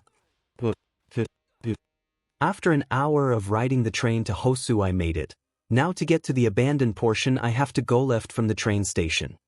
I didn't know which way to go, so I just FD'd it and went to the left of the train station. I powered up my quirk and took large jumps. I started to notice the severe degradation of the buildings around me, so I took to the rooftops to see my surroundings better. I scanned the buildings around me when I felt the presence from earlier. I raised my guard as soon as I felt the air become colder and the shadows got darker. I heard slow clapping come from above me. My head whipped towards the sound. What I saw didn't surprise me. It was Todoroki, and he had my mother third person. Clap, clap, clap. Good job on finding where we were, Izuku, and for that you deserve a standing ovation. Todoroki bowed. The sound of clapping resounded throughout the rooftop. Multiple figures came out of the shadows of the building. The League of Villains. What can they possibly be here for? Izuku thought. You know that you want to defeat me with 128 people? It's gonna take a literal army to stop me, Izuku said cockily. Of course it'll take an army to take you down, but guess what? You miscounted.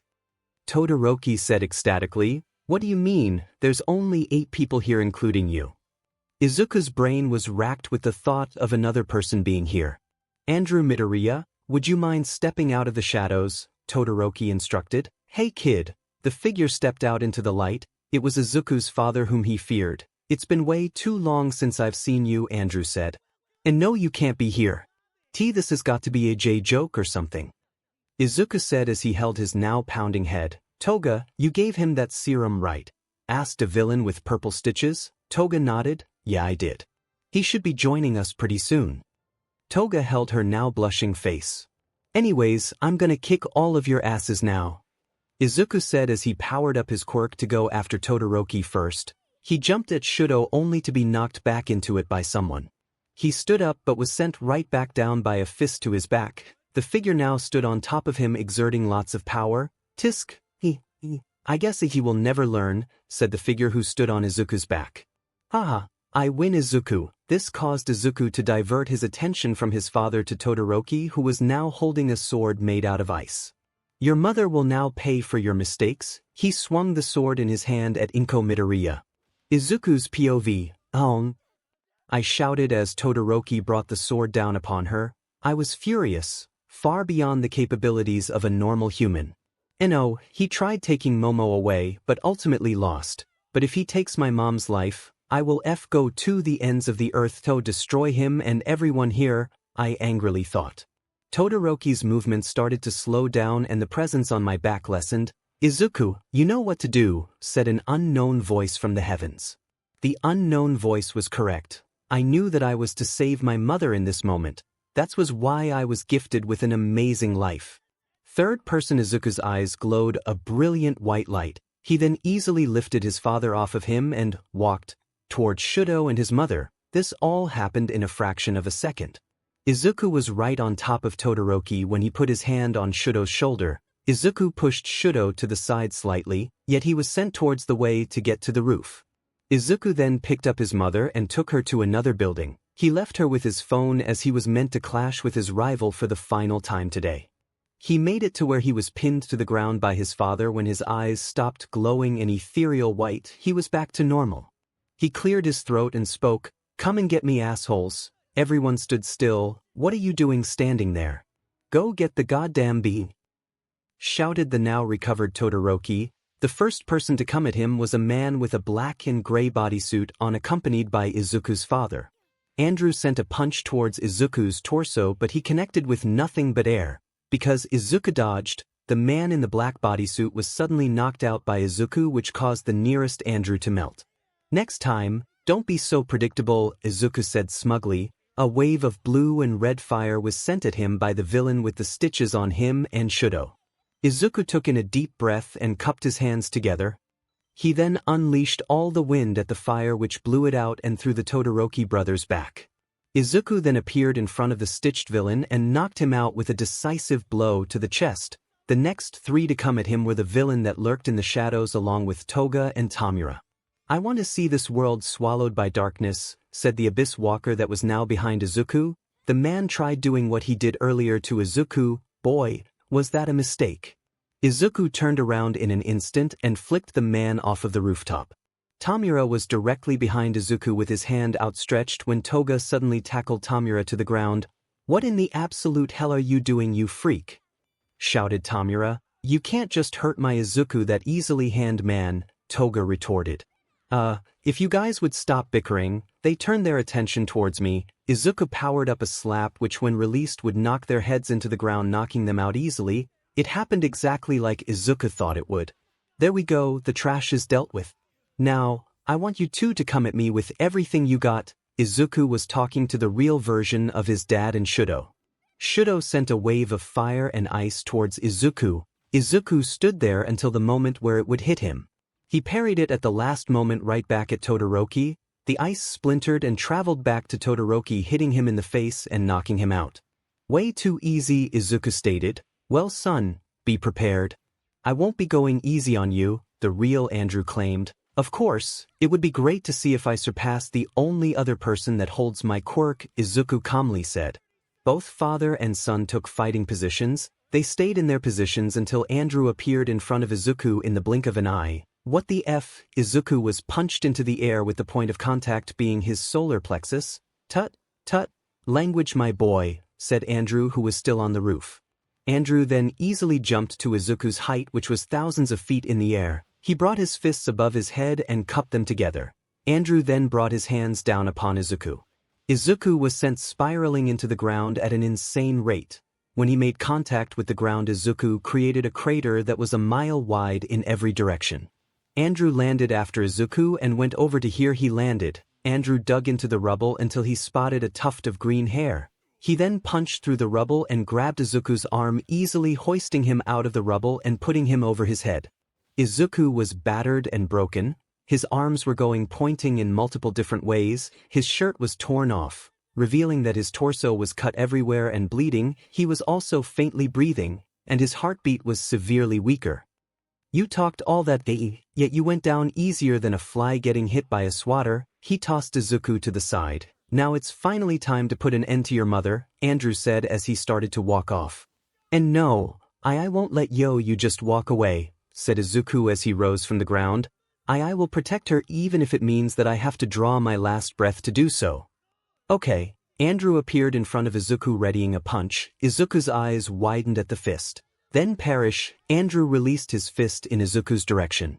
It was a punch that could take down All Might. Every single building behind Izuku was completely devastated by the sheer amount of wind power. That was amazing, kid. I knew you were holding out on me, said Andrew. Izuku was behind him, his fist going straight through his father's chest. Andrew's chest spewed blood from every possible direction.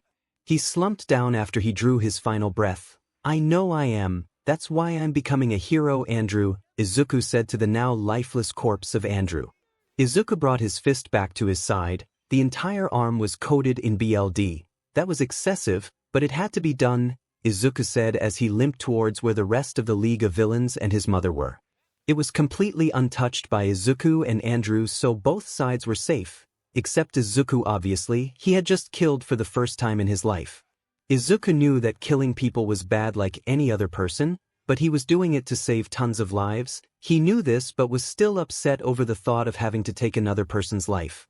But deep down, an animalistic side of Izuku was happy that his first ever kill was the man that had tormented him in his early childhood and more recently. Izuku's legs gave out beneath him because of all the damage caused to them by Andrew. He fell on his knees. Guess I'm going down. If I die, I'll be seeing you in hell, Andrew. Izuku completely crashed into the ground as his vision faded. He said one last thing. I'm really sorry about this, Momo, but I may have to leave this world behind. Izuku finally blacked out.